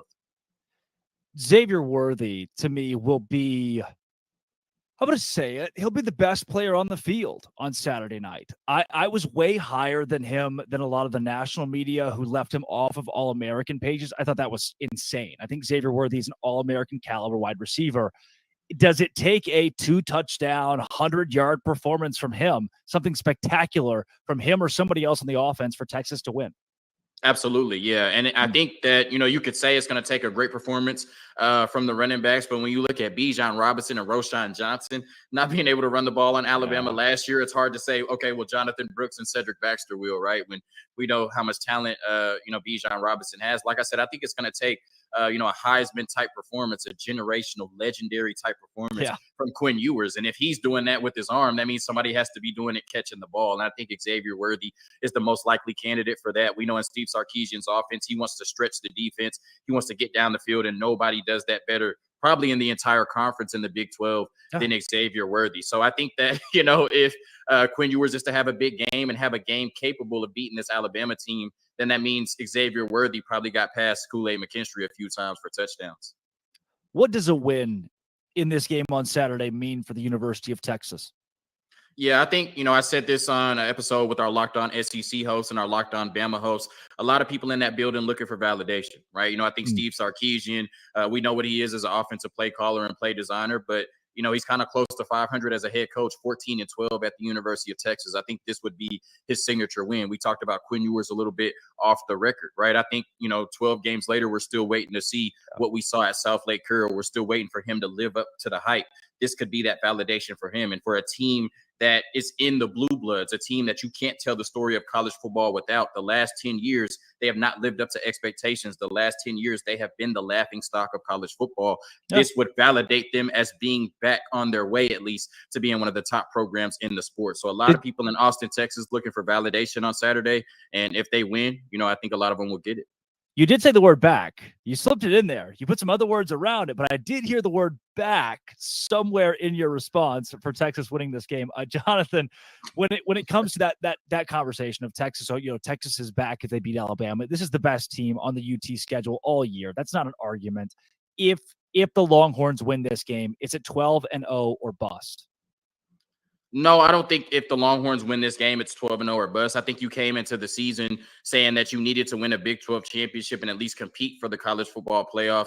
I think, whether you win or lose this game, that goal is still in reach. And, it's hard, when you're going out there and, teams are competing against you. It's a competition and they're trying to win as well. So I'm not going to sit here and say because they beat Alabama, they should go out there and win 10 straight games, but as long as they get to the Big 12 championship game and win it, or at least put together a very good effort, then yeah, I think that's the goal at the end of the season, regardless of what happens on Saturday. And you don't want to go out there and, start smelling yourself if you beat Bama, right? Because what we've seen from Texas is the type of team that'll beat Bama and then lose to that Baylor product we saw against Texas State 2 weeks after. Jonathan, final score prediction. My final score prediction, 27-21. the Alabama Crimson Tide, unfortunately, from our Texas fans listening. I just think both teams are very evenly matched, but I think we're on the road in front of 100,000 people. And we talked about those offensive inconsistencies against Rice. It could be Sark holding back the play calling, but I think I saw a little bit more than that on the tape. Offensive line a little shaky. Quinn Ewers not doing well adjusting to the pressure, and he's going to face a ton of it on Saturday night. And I think Jalen Milroe will struggle a little bit on Alabama's side, but he has that superpower of being able to take off for 40, 50 yards whenever he wants and score a touchdown. And I think that'll be the difference. So I think Alabama wins the battle in the trenches. I think Jalen Milroe makes a few more splash plays, and Alabama wins 27-21 on Saturday night. Unfortunately. Take the Horns +7. That's Jonathan Davis, Locked On Longhorns. Yes, sir. Hook 'em.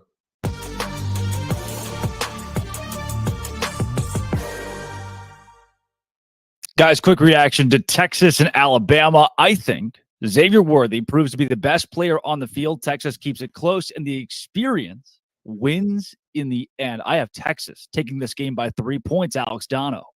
I feel crazy saying it, but I agree with you. Texas is going to win this game. You know, obviously you try not to dwell too much on what happened between the teams last year, but they've each only played one game, so it's hard not to. Yeah. Texas, since last season, has gotten better on paper. I know they were a little sloppy against Rice. They've gotten better on paper. Alabama, I think, has gotten a little bit worse on paper. And, you know, their quarterback struggles during spring and fall camp were well documented. Jalen Milroe, for as good as he played against Middle Tennessee, I'm not going to come out and say, oh, you know what, he's the second coming, everything's fixed. I think he's going to have some struggles against Texas. I think Quinn Ewers' experience, and listen, before he left that game injured last year, he was carving up the Alabama secondary. Feels crazy to say it out loud, but I've got Texas winning this game on the road. Close game, but I've got the Longhorns. Kenton? I don't know what's happening. I feel like I'm in bizarro world. The SEC is struggling. They're struggling. LSU got no moss. They got tapped out.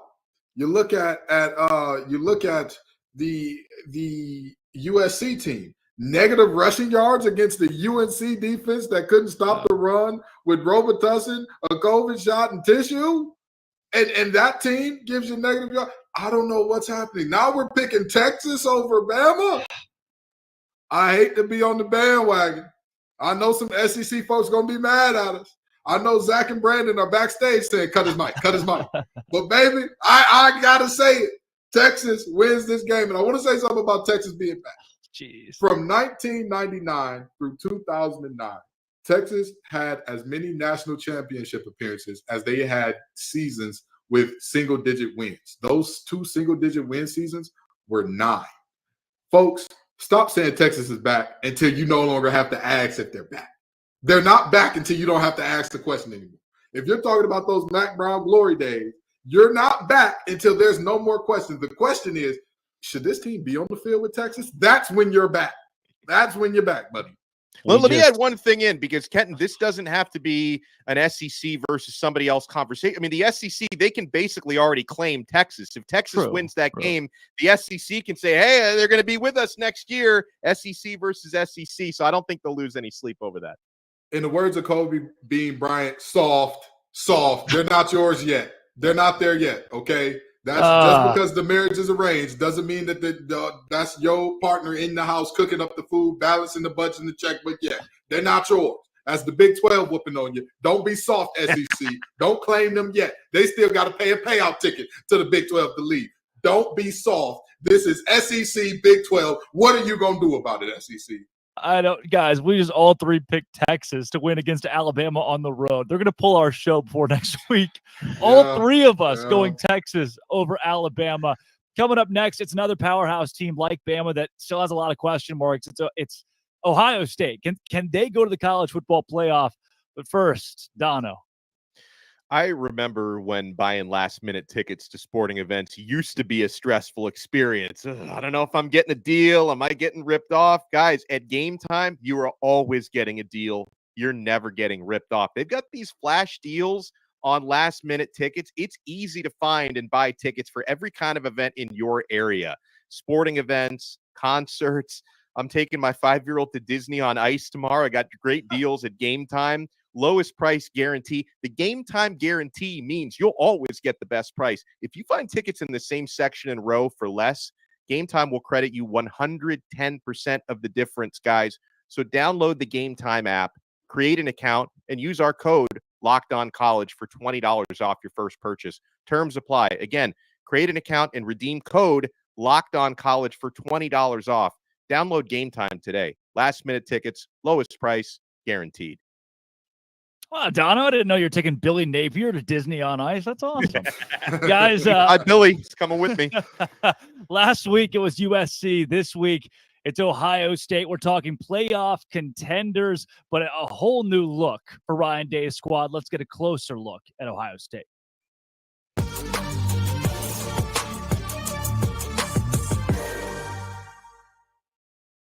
Jay Stevens of Locked On Buckeyes here on the College Football Kickoff live every Friday. Jay, let's talk Ohio State and the playoff chances for a team that played in a football game on Saturday, 23-3 against Indiana. Interesting we're having this conversation just a couple of days removed from whatever that was. Yeah, it's weird, man. That game there, I was there, and I am still kind of baffled by what we saw from Ryan Day. The offense expected a little bit more, expected them to not be conservative. Offensively, my expectations were higher to see better play from them than what we got. However, on defense, buddy, you hold any opponent to only 3 points. I don't care if it's a Big Ten opponent, FCS, it don't matter. You're doing something right, especially when the opposition is running a triple option, which you really didn't spend much time practicing that week leading up to the game. Got to give it to the defense because they really showed up and played Buckeye football like we expected them to. Yeah, when I look at the highlights, when I go back and watch this game and see the way Kyle McCord played, he played like a guy who's starting his first ever game at quarterback for Ohio State in a Big Ten game, too. He didn't get a Southeast Missouri in game one. He got another Big Ten team. How do you assess his performance on Saturday? Looks like a guy that's starting. Now, it wasn't his first start. He started, I think, a year ago or 2 years ago against Akron, but his first Big Ten start, which is also on the road. So it's like context is one thing. Akron's one opponent, a G5 school.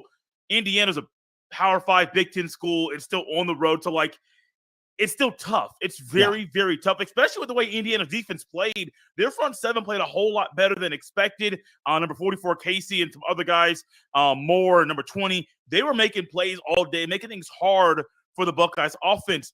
McCord looked like somebody who really kind of making his first start or first Big Ten start. Yeah. But there are ways for McCord to get better, like easy ways. I'm not talking about like, hey, bro, like you need to try to do a better job of working through your progressions. Like, yes, that's a thing as a quarterback. But I think some of the throws that he missed that were either low or high or just outside of the outstretched arms of a receiver, those things can be fixed. We would have a different view on McCord's performance if he had some of those throws that were off, one to Fleming over the middle, one to Harrison Jr. that got called back due to Harrison Jr. stepping out of bounds. If those two throws are completions, we're looking at McCord's performance a whole lot different than we are now. The numbers are one thing. The play is another. But also I do think when you put all that together, McCord's a quarterback who is starting week 2, and I do believe is the right guy going forward to start week 3, start against Notre Dame, and beyond. Jay Stevens is not falling for the overreaction Monday that everybody get. You know, backup quarterback's always the most popular guy in town after week 1, Jay. But this Ohio State team, Ryan Day, if they're going to make the college football playoff again this season, what has to go right? And is this a playoff caliber roster? Roster, yes. I think it's easily a playoff caliber roster. I don't think there's any question about that or any doubt in my mind that this roster is a playoff caliber roster. I think a lot of things have to look at the offense. That was not the conversation most people were having going into the season, but listeners of Locked On Buckeyes realized that the defense I thought would be okay. Offensively, new quarterback, what's the running back rotation? And even in week 2, I know what I think it should be. I don't know if the coaches have it set in stone what it will be Saturday against Youngstown State. Receivers, you got to get those guys involved. 3 of your 5 starting offensive linemen, they're new. You're going to have some growing pains early in the season. We saw those week 1. And so I do think for the Buckeyes to make the playoff once again, a lot of questions are on the defense. The offense. Defensively, I think they'll be fine. I think they'll be one of these surprising units in the Big Ten, maybe in the entire country, with how fundamentally sound they are week in and week out. But a lot of it goes to, How quickly do you get things fixed with quarterback? How quickly does the offense get and stop playing conservative football? Do you beat Notre Dame? If you don't beat Notre Dame, your chances of going to the playoff go down drastically because you got Penn State at home. That week after, I do believe it's Wisconsin on the road. You got Michigan on the road in Ann Arbor. You got a Maryland team, and their defense is playing better than advertised. The Buckeye schedule, it's not the easiest this year. Look at the offense. The Buckeyes want to get to the playoff. That offense has to play better. So, Jay, what you just pitched me is this schedule is really tough when it comes to trying to win enough games, the right games, to make the college football playoff. Because, look, if you beat everybody else but lose to Maryland, you're still in. You still got a shot at this thing. So where do you stand right now? Does Ohio State make the college football playoff in 2023? Woo! Before the season, I said yes, and I don't think I've seen enough ball to change my mind. I do think the Buckeyes make the playoff this year. I just think this roster is too talented, and I do think over the next few weeks, I say few, I do think you're going to see something special from Ohio State against Notre Dame. And I don't know exactly why I think that, because based off one game, I don't have a reason to think that. But my gut tells me the offense will not be a well-oiled machine, but will be a whole lot better. The running backs will be a whole lot better. They'll start targeting the two receivers that are future potential first-round picks. So I do think by Notre Dame week, the game plan is going to be tweaked drastically. The defense will play a whole lot better. The rotations will get tighter for that game, because in that game in South Bend, if you win that game on the road, night game on NBC, you're telling the world, hey, we know what happened week 1. We know we got 2 lesser opponents week 2 and week 3, but this is Buckeye football. And Buckeye football shows up on the road and wins big games. So, yeah, I still have them in the playoff. That can change over the next few weeks, but I have not seen enough ball to change my prediction. Yeah, you're seeing a team grow up in real time here, Jay. And a lot of these playoff hopefuls, Georgia, another, need progression over the course of the season. We'll see if Ohio State can keep up with it. Jay, thanks for joining College Football Kickoff Live. No problem.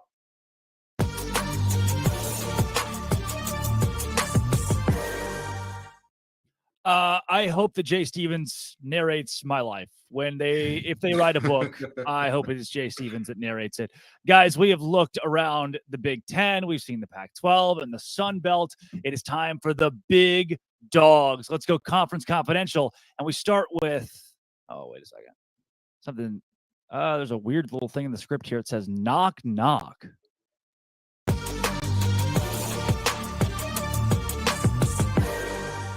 Hey, who's there? You get it? Because that's the Big 12. That's who's there. It's kind of a big week for us, to be honest with you over here, because last week was so bad. If you're in the Big 12 and you have TCU embarrassed, Texas Tech embarrassed, Baylor embarrassed, West Virginia embarrassed, you're going to need some kind of momentum this week. Luckily, you get it with Texas and Alabama. Two sides to this coin. On the one side, Big 12. I hope Texas wins.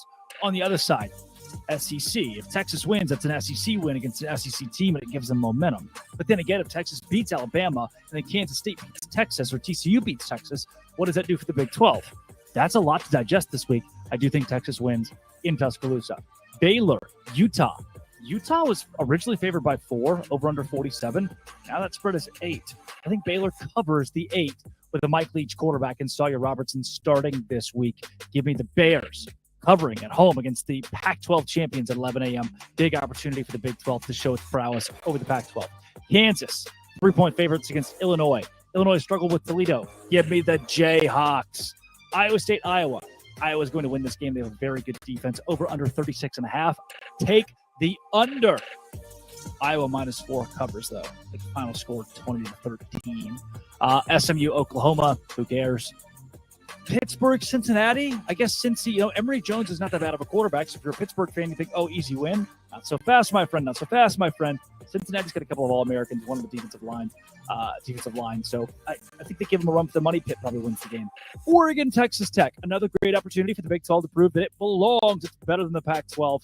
I think that Texas Tech probably loses to Oregon, but it's going to be a great game. Over under 69. Nice. UCF and Boise, big game. Oklahoma State, Arizona State. That's the last game that I'll preview here.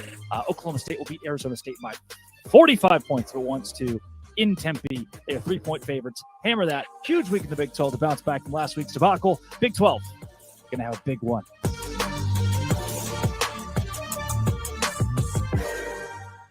What's happening, everybody? Chris Gordy here from Locked On SEC. We got some big non-conference games in week 2 for the SEC. We start with number 20, Ole Miss at number 24, Tulane. A danger spot here for Lane Kiffin, the Ole Miss Rebels. Tulane quarterback Michael Pratt was near perfect last week in that win over South Alabama. Ole Miss, they hung 73 on Mercer last week, but this will be a much tougher test. Ullman Stadium is going to be loud. It's a small stadium, but those New Orleans fans are going to be drunk and fired up. And look, danger spot here for Ole Miss. I think Ole Miss wins in a close one. Quinshon Judkins in that run game wear them down in the second half. But keep in mind, Tulane is just a few months removed from beating the Heisman Trophy winner Caleb Williams and USC in the Cotton Bowl. So a dangerous spot there for Ole Miss. Next up, we got number 23, Texas A&M at Miami. Tough early test for the Aggies. They passed the smell test in week 1 with a ton of offense against New Mexico. The Bobby Petrino experiment appears to be working, but I almost consider this a must-win for Jimbo Fisher in week 2. If they lose this game, guess what's going to happen? You're going to start hearing talk of the buyout money again. Oh, the Petrino experiment's not working. What are they going to do? I think A&M wins, and I think they cover the 4 points out there in at Miami. I just feel like Connor Wegman looked so much better last week. 5 touchdown passes. I think he had all of 8 last year. Much better, much improved Texas A&M team. I think they get it done in Miami. Auburn is out at Cal. That one's intriguing. We get to see what Hugh Freeze has in store going out to the West Coast. Jaden Otte, Cal running back, talking some trash this week about Auburn. But I think the Tigers get it done, especially if their running back Jarquez Hunter is back out there this week for Auburn. And then lastly, the game of the week, it is Texas at Alabama, a rematch of the game last year where Alabama gutted out a 20-19 win, but Bryce Young is gone. Enter Jalen Milroe. We saw him look really good last week as the new Alabama quarterback, but it was against Middle Tennessee State. What does he look like against the speed of Texas? Going to be interesting, especially that Alabama defense going up against those Texas receivers. Quinn Ewers, he was having a day before he got knocked out of that game a year ago. So big game here for Alabama. I think they get it done at home as a 7-point favorite in Tuscaloosa. Look, Nick Saban's only lost 5 games at home since 2010, and 3 of those were special Heisman performances when you consider Johnny Manziel, Cam Newton, and Joe Burrow. If Quinn Ewers plays Heisman-level football, they'll pull off the upset, but I think Alabama wins and wins at home.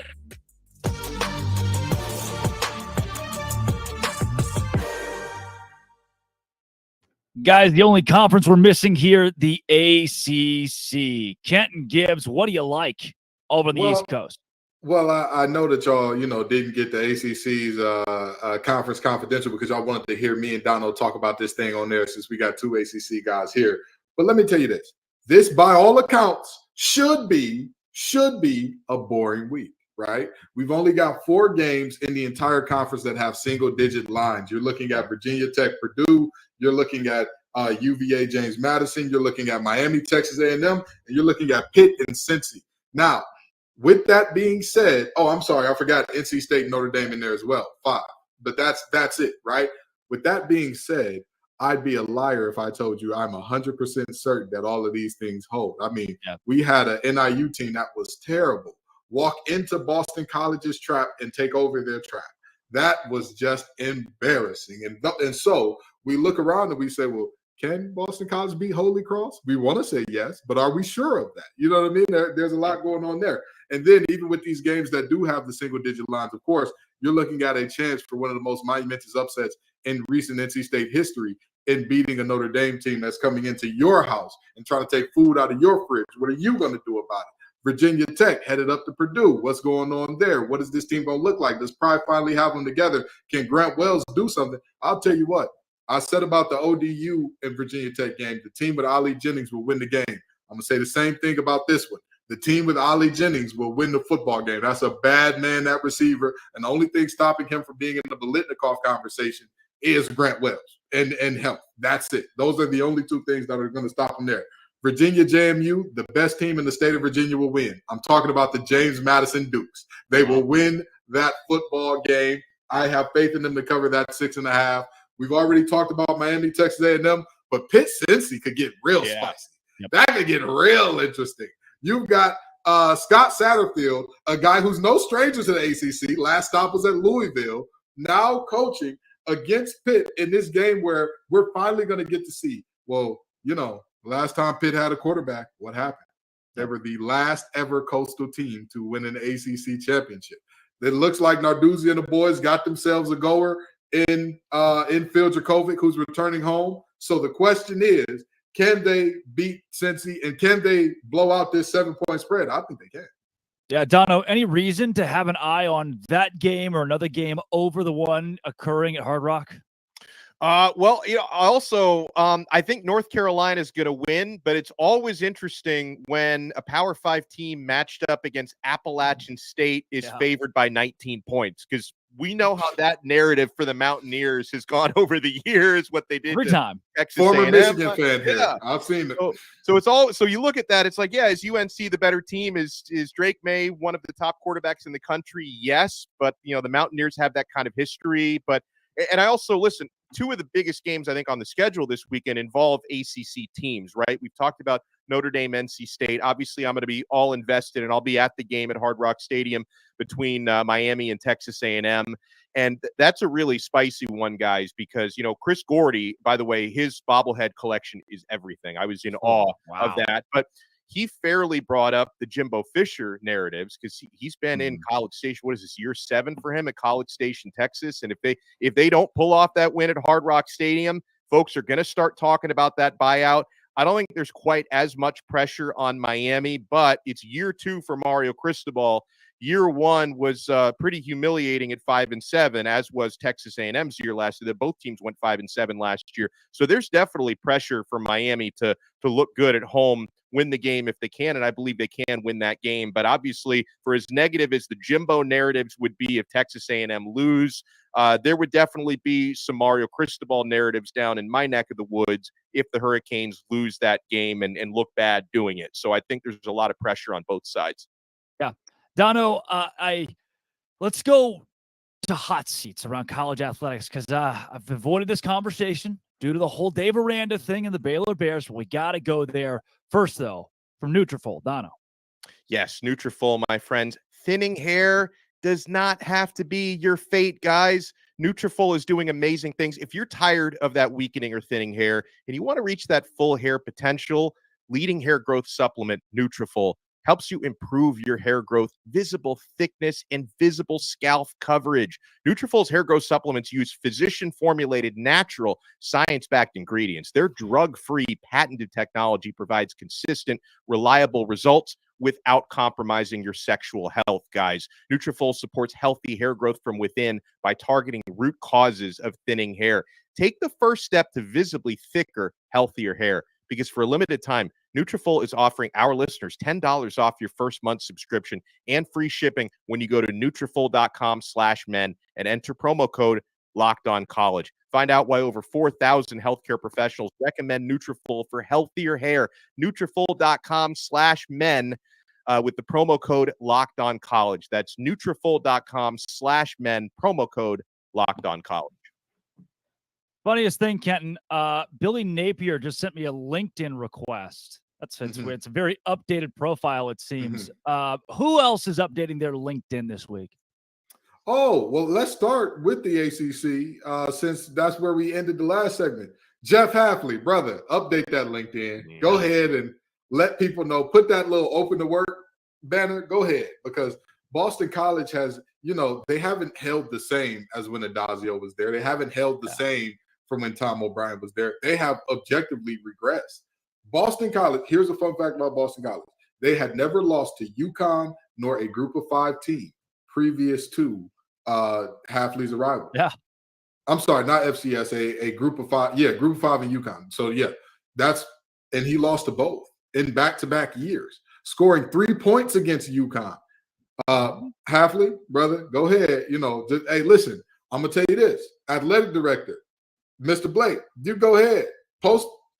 Put that purple hiring banner on your profile, because we know in search of head coach qualifications must be a winner. We know what's coming. So let's just go ahead and get the formalities out the way, get the pleasantries out the way. Tell them, hey, Jeff, it's been real. It's been fun, but it ain't been real fun, brother. Go ahead and hit the road jacket. Don't you come back no more.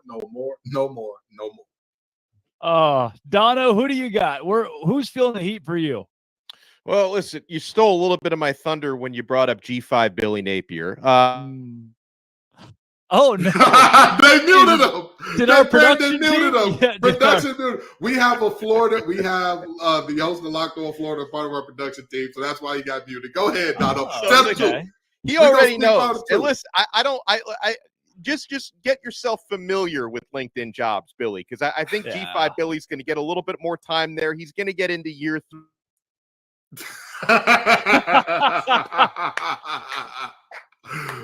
Dono, it's weird. Your mic's not working. They can't mute the truth, Dono. Tell the truth on them. Tell them folks the truth.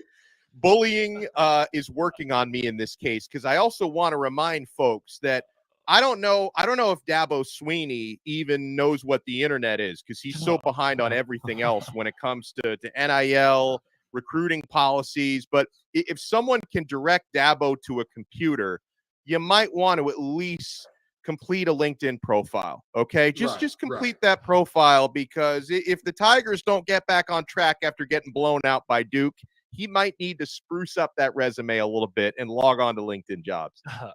Now, wait a minute. In Dabo's defense, and I hate to say this, because you're making me defend Dabo all willy-nilly. That hurts my pride. Friday's supposed to be a good day for me, Dono. Friday's supposed to be a great day, but here you go. Got me defending Dabo. Dabo has the type of leash where he can afford one actual down year. Because last year, everybody said, oh, that's a down year. No. That was a down year for Clemson. That wasn't actually a down year. Double-digit wins, New Year's Six Bowl, conference championship. That's not a down year. Now, he can afford one. If they go like 5-7, 6-6, something like 6-7 or whatever this year, he'll be okay. You do that again, and don't worry about it. You know, he don't even got to update his LinkedIn. Just go on down there and try coaching those receivers in Tuscaloosa for a while. You know, I know that they got a carousel of former great coaches that are about to get churned back out. So that may be Dabo's fate. But I think for now, his seat is a little warm, but I'm not ready to say it's hot. You know, some of these coaches, their seats are hot as fish grease. I'm looking at you up in Minnesota. They ain't liking rowing the boat, brother. If you don't show improve something against the teams you got coming up here, you know, you're going to be looking at some problems. So I'm just saying. Throw a little PJ Fleck out there. Yeah, Fleck got to get it. Fleck got to be in on it. I want to, I don't know how to react. How often do you see a head coach cry on the sidelines in the middle of a game? Yeah. I mean, there's the one human side of me that thinks, guy's probably going through the ringer right now. And then the other side that thinks, we can't do that. We cannot cry on our sideline. Butch Jones at Arkansas State actually took a shot at Tennessee fans this week. He was like, oh, yeah, all the pressure on me is not even coming from our fan base. It's coming from, effectively, he insinuated Tennessee. It's like, Butch, everything you could say, you have just done a terrible job, and you cried on the sidelines in a 73-0 loss. Him and Neil Brown are tied for the hottest seat, though Neil is so fired that he doesn't have to cry. He's just like, all right, all right. Where am I going to be? Where am I going to be next? And then maybe the greatest jaunt into the hot seat conversation of all time, Dave Aranda, just not there. And then this week it's like, oh, well, I guess I got to fire him. In the span of 24 hours, it went from, guys won a Sugar Bowl and a Big 12 championship. What are we talking about? To, this could be a 1-5 start. Dave Aranda's gone. Jeff Grimes, the offensive coordinator, is the new interim head coach. And the Big 12 has a couple of guys that are fired after this season. What seemed like a one-seat, hot seat conference is now 2 after Dave Aranda lost to Texas State. But guys, it's time to whip around some of the poppiest, biggest headlines in all of college football. We'll take you around the nation with our czar of Locked On College. We have Heisman. Do we have a Heisman frontrunner already? Is it over in Colorado? Zach Blackerby, let's go.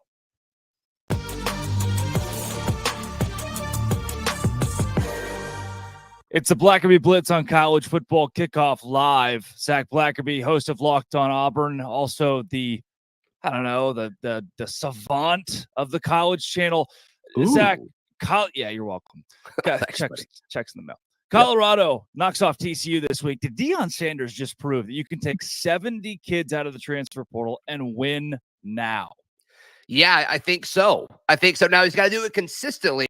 And it wasn't just 70 kids. It was 60-something kids and Travis Hunter. I mean, that guy counts as like 10 players with the amount of snaps he's going to play, and how sustainable is that over the course of the season? I don't know. But right now, I think you can make the case that Travis Hunter deserves the Heisman. That's kind of where I'm sitting with him right now.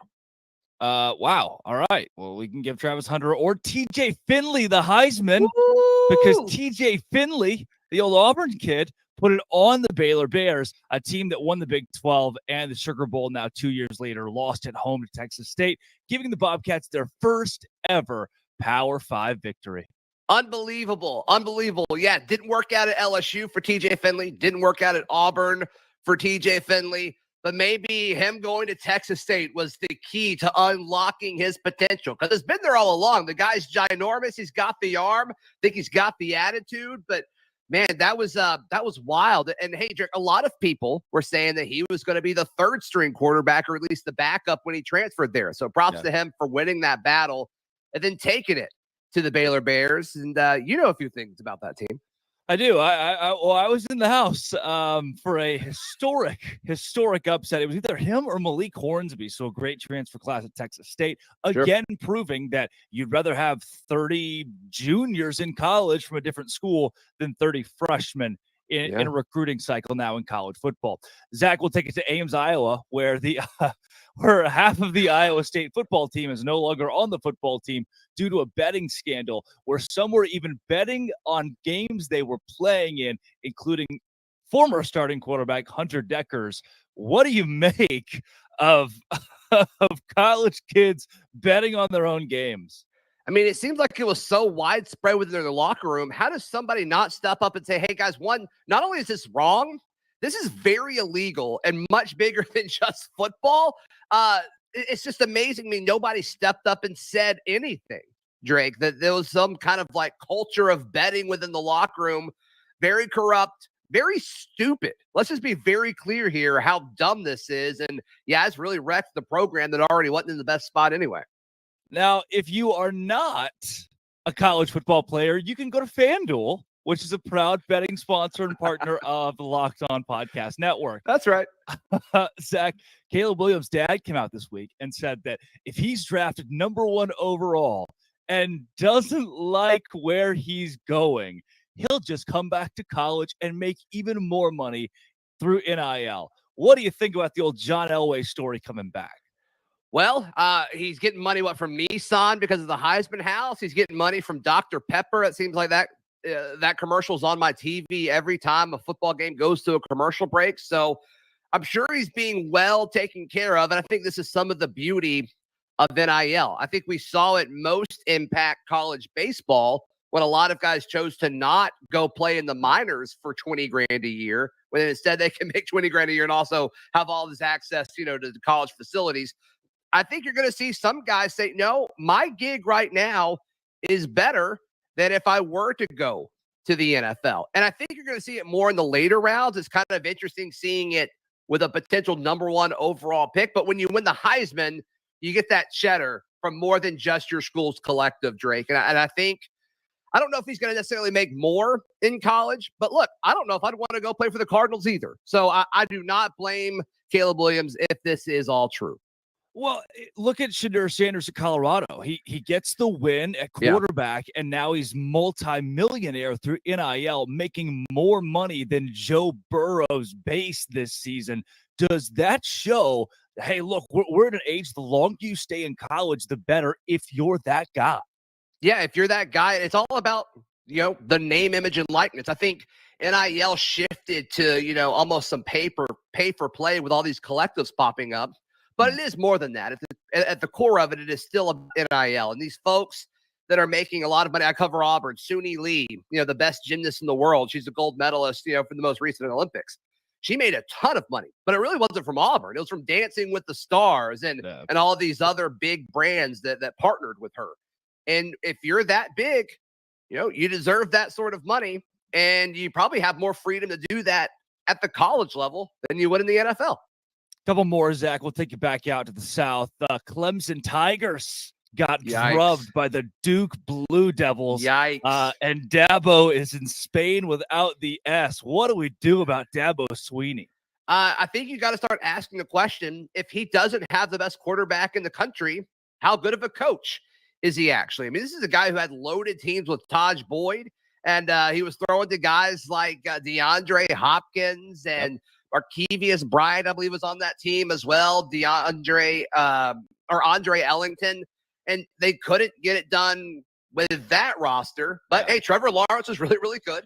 Deshaun Watson was really, really good. Kind of makes you wonder, if he doesn't have the best quarterback in college football, how good of a coach is he? Chad Morris is on staff. That's all you need to know, Zach. Oh, my gosh. Why do people keep hiring him? It doesn't make any sense. Offensive assistant at Clemson. Last but not least, you sent me this name incorrectly when you texted it to me. It's not Jaden Ott. It's Jaden Ott of Cal. The Bears said the name Auburn means nothing. Zach, it's your one Auburn headline of the week. I appreciate it. Are you fearful of the Cal Bears this week? I'm not. I'm actually less fearful after he's kind of shooting his shot. Does he not know that he plays for Cal? This is a team that hasn't had a winning conference record, I think, since 2009. They haven't won a national championship since 1937. Like, what are we doing here? You play for Cal. You were just like not in a conference a week ago because nobody else wanted you. And you're having to stoop to the level of joining a conference where the rest of the schools are 12 hours away from you because you don't really have a say in the matter. So we'll certainly see. It's going to be the latest kickoff in Auburn football history. I think that may impact the Tigers, unfortunately. But look, I'm all for it. We're not going to get a whole lot of opportunities for this. ACC After Dark. How about that? Gross. That's Zach Blackerby, host of Locked On Auburn and the savant, the Locked On College Football podcast, right here on College Football Kickoff Live.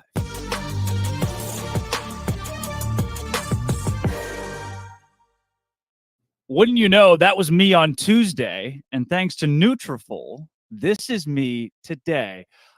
Kenton Gibbs, which of those headlines really sticks out to you? Well, let's forget about the headlines for a minute. Zach saying he wouldn't want to play for the Cardinals either. How much is Locked On paying you, brother? I don't care how bad the Cardinals are. If they want to pay me number one draft pick money, I'll get on a coconut and shake like a tree for it. I get on a tree and shake like a coconut for it if they needed me to. Had it a little backwards. You know, that type of money dazes and confuses you a little bit, shakes you up. But the headline that was very interesting to me, and I hate to say this, I hate to make it about the Auburn thing because, you know, I don't want to give Zach the satisfaction, but I got to do it. Cal, what are you doing? A player from Cal trash talking to anybody, brother, stop it. Stop it, okay? Unless you're talking like future earning potentials after school, unless you're talking about, hey, we're going to start more startups than you quicker than you can think of, and even then, you might not want to talk that talk to Stanford. What are you doing, brother? You play at Berkeley. I 1,000% agree with Zach. You know, there are certain schools, hey, sit there and eat your food. Cal is one of them. Not only did Cal have to go to a conference 12 hours away in the ACC, but Zach forgot to mention, they're taking a reduced cut. They're coming in literally saying, the ACC basically looked at y'all and said, well, it's 2 a.m., the bar's closing down, and you're the only person left. Come on, I guess. You know, and I'm not saying we've all been there because some of us make better life decisions than that. I'm not going to say which side of that fence I'm on, but you never want to be there. You never want to be that person getting picked last. It's the ugliest and nastiest thing there is. And Cal ended up being that. So maybe, just maybe do something special beyond have Deshaun Jackson on the cover of a game, over a decade ago, as your school's latest highlight in football. Just saying. Yeah. We are close, Kenton and Alex, to my favorite part of the show. And that's where we talk to our Locked On Bets guys who try, at least. But before we get to that, Alex, it's what, 12:49 on a Friday? It feels like game time. It's always game time. Even on 12:49 on a Saturday, if your team hasn't played yet, you get those amazing last-minute ticket deals. Forget planning months in advance, guys. Game Time has deals on tickets right up to the day of the event. Get exclusive flash deals on tickets for football, basketball, baseball, concerts, comedy, theater, and more. I used to get stressed out by the last-minute ticket experience. Now I embrace it. And the Game Time guarantee means you'll always get the best price. If you find tickets in the same section and row for less, Game Time will credit you 110% of the difference. So download the Game Time app, create an account, and use code LOCKEDONCollege for $20 off your first purchase. Terms apply. Again, create an account and redeem code Locked On College for $20 off. Download Game Time today. Last minute tickets, lowest price, guaranteed. Guys, last week we laughed and laughed that the level 2 lock of the week was West Virginia plus 20.5. And West Virginia did not cover 20.5. We all had it right, but we take it back to our betting experts we heard earlier from Locked On Ole Miss host Stephen Willis on why he thought the Rebels would cover. And Lee Sterling, your boy Q, Locked On Bets. They see this matchup with Tulane and Ole Miss a little bit differently. What the WTF? How about a top 25 matchup between Ole Miss and Tulane? Both teams come in 1-0 on the young season. FanDuel.com line on this one. Ole Miss minus 7.5 versus Tulane. Break this one down for us, Lee. Yeah, Tulane has been thinking about this game. It's what I call the circle game since they lost 61-21 in 2021. Popular pick last week of handicappers around the country was for South Alabama to knock off Tulane. People don't realize Willie Fritz, amazing coach. He coaches these kids up. They don't get in trouble. They do it the right way. They develop, and they have a home field advantage. How about this? Last 4 seasons, they're 16-4.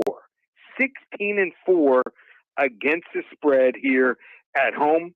Ole Miss can't stop decent offenses, and when Michael Pratt, the Tulane quarterback, is healthy, he is one of the best college quarterbacks in the country. He's their emotional leader here, and it's going to be sold out. They built this small stadium, like 30-something thousand, and every seat will be sold. I think it's going to be a great game, but 7.5 points at home, way too much. I think Ole Miss escapes 34-31, but I'll take the points here in the Green Wave. Oh, man. Yeah, I love it. 30,000 people sell out. Yeah, that'll get Ole Miss here. Half the fans are going to be Ole Miss fans. My level 5 lock of the week, I'll put my toe on it. Give me the Ole Miss Rebels minus 6.5. I think our entire panel is going to agree. So I already said it earlier, so I can't disagree, Drake. I did say earlier, I think Ole Miss covers. I think their talent is going to let them pull away in the fourth quarter.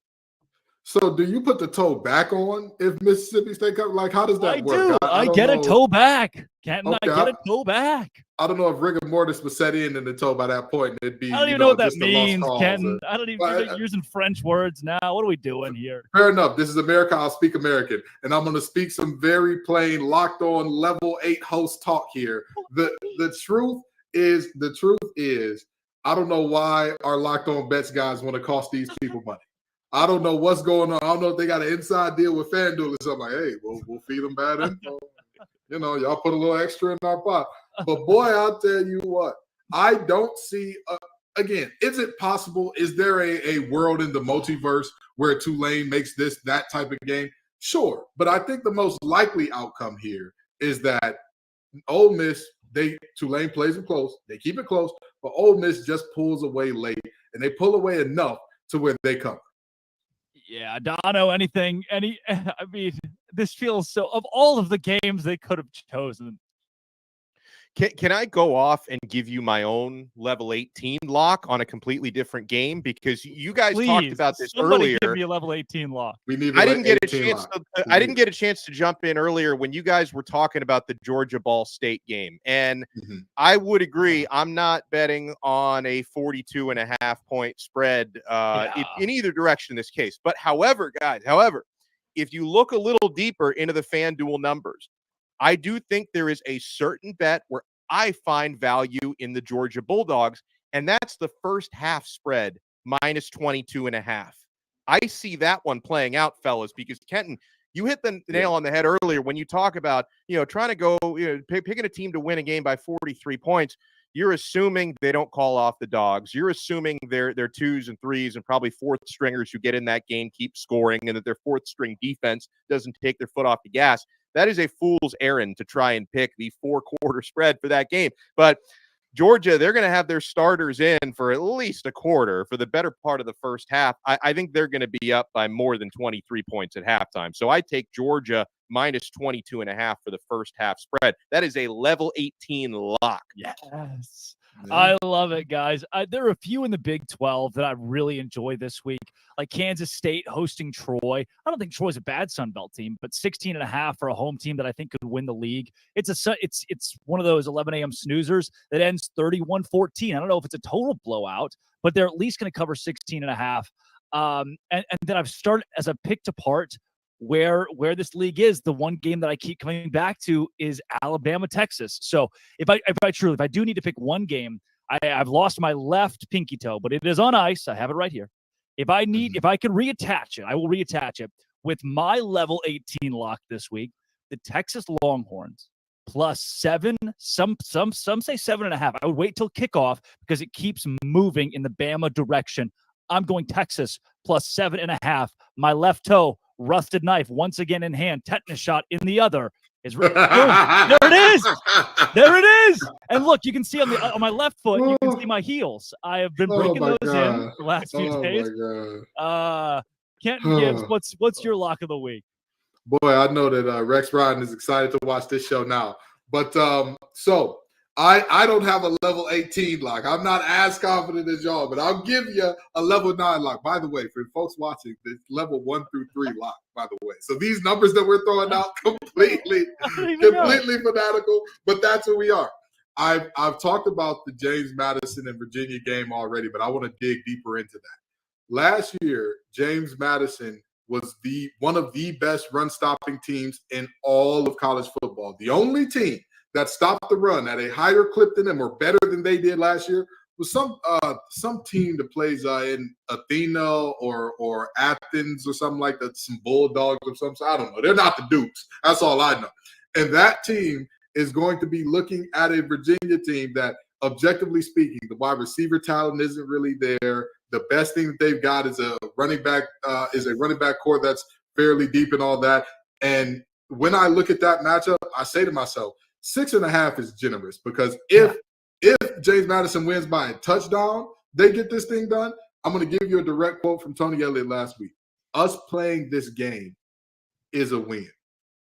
That was his quote about playing against Tennessee last week. Literally, them fielding a team and playing a game was a win. And mind you, with the tragedy that happened, they had not played the last 2 or 3 games of the season. So I understand that.